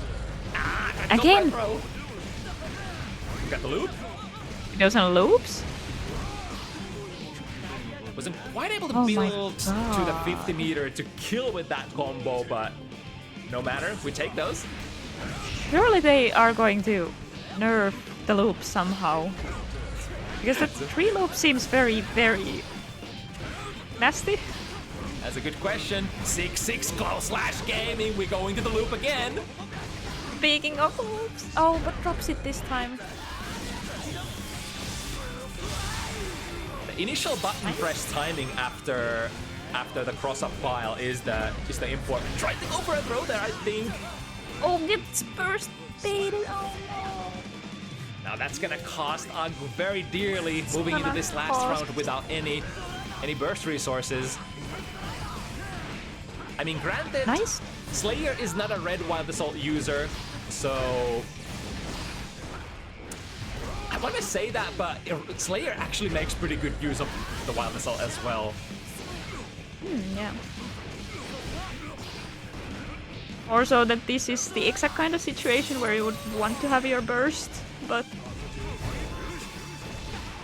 Okay, I hope it's still up there from that close nice! Okay. That most likely probably... I don't know if it would have killed, but it would have been close, so... Good burst. Yeah, very matchup specific kind of RPS situation there at the end. AgguBaggu guessed that Bliskke wanted to go for Elk, went for too heavy, but Bliskke was instead poking with a Big Driver, which punished the too heavy startup. Nice. Yeah, immediate burst. Another one. Universe counter is very nasty because it would have killed. Yeah, it's instead of the 10% damage bonus, it gives you plus 30. Yeah. Nice. And Slayer's combos already being so hard hitting, even an APC finisher kind of a combo is probably like over half of your opponent's health with Universe counter. Oh, absolutely. Perfect spacing, look at this. The K-Mappa ends up whipping. Beautiful. It's kind of like the exact place where you want to be sitting against Slayer. And if you don't do the step cancel Mappas, you might actually end up whipping. Nice.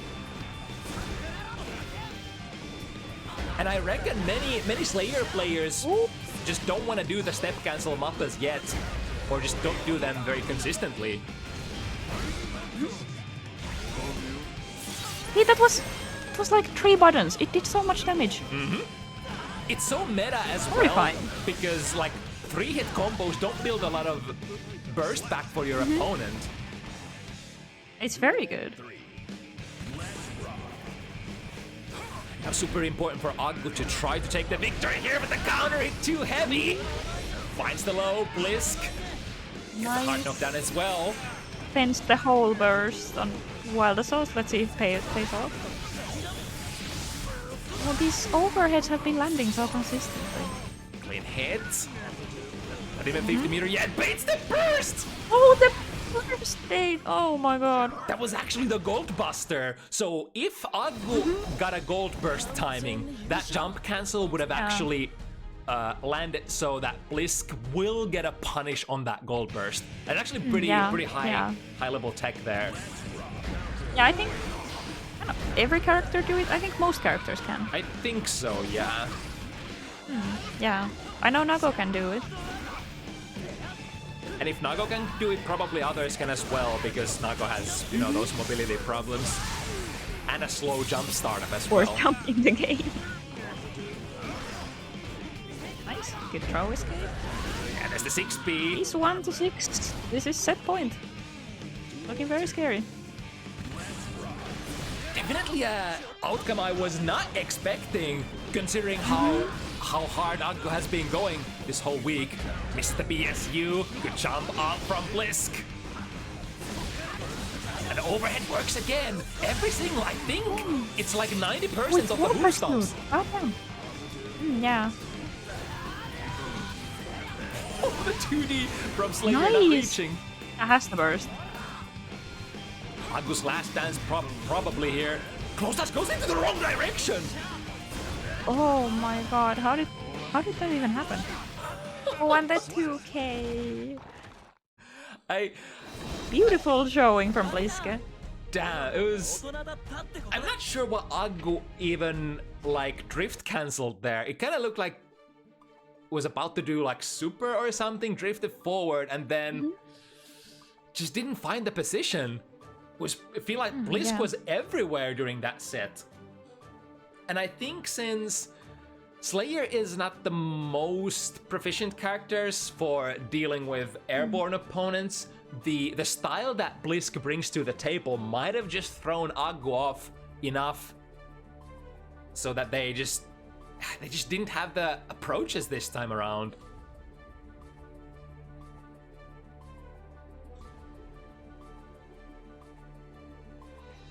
At the same time, is like Bliskke didn't rely too much on that elk hunt either, because he probably knows how super dangerous it is against Slayer. Just instead... Yeah, I saw... No, I saw 2D countering elk hunt a couple of times, I think. Then he also has the 2H, a lot of different things. It's like instead opting to take the quotations the harder way out, which is to play footsies, play neutral, play the spacing. Most of the K-mappas from Aggu, that Aggu actually got off, they just didn't get there. Bliskke was like standing at the perfect distance where K-mappa whiffs and then they get to press buttons into them. One solution to that is the one I mentioned earlier, the step cancels. You can get a little bit of extra forward moving momentum by doing like a karamappa with your step cancel, which basically reaches full screen and guarantees that you do get those K-mappa plus frames. But the input is a little tricky. Like it's not as hard as, you know, step cancel bites, of course, but in the heat of the moment, I would wager that many Slayer players are not quite yet comfortable at doing those. But It's certainly an input to get used to. Yeah.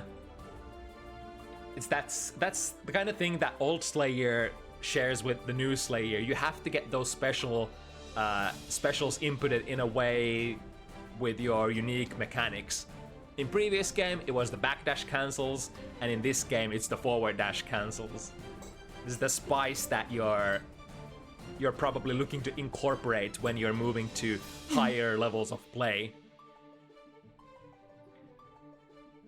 Which we're probably going to be seeing more from Slayer players in the future. Like I mentioned, like Slayers are going to be figured out. The counterplay measures are going to be more fleshed out in the future, but Slayer players will also better their execution, and they will get those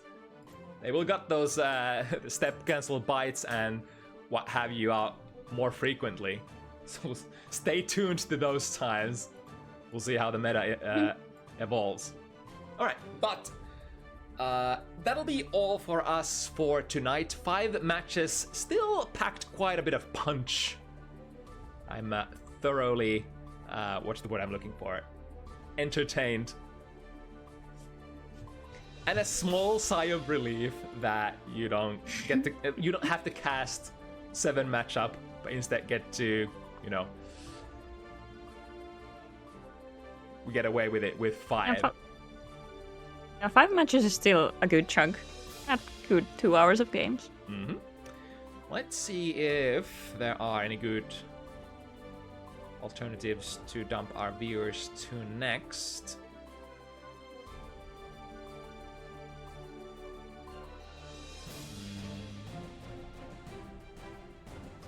If any of y'all have any propositions, if one of your friends is streaming Guilty Gear, that's an option as well. I don't see anything super interesting going on at the moment. Jack seems to be streaming. I think if they just, I don't know if they just started. Sando is streaming. Like there's Strive deck monthly. Monthly, huh? Mm-hmm. They're on top 8 currently. Alright, that's good enough for me. Mm-hmm. Can't think of anything else for now. We take those. we take all the raids that we can. Either way, thank you everybody for being part of this Bounty Hunters experience. Thank you, Altinate, once again, not just for the cards, but for the commentary. Always a pleasure. If you want to catch her on Twitters or other social media, where can people find you? Adult Need, Daily Nagoriyuki, whichever. Yeah, the card is actually in the screen perfectly at the moment, so that's where you can catch her.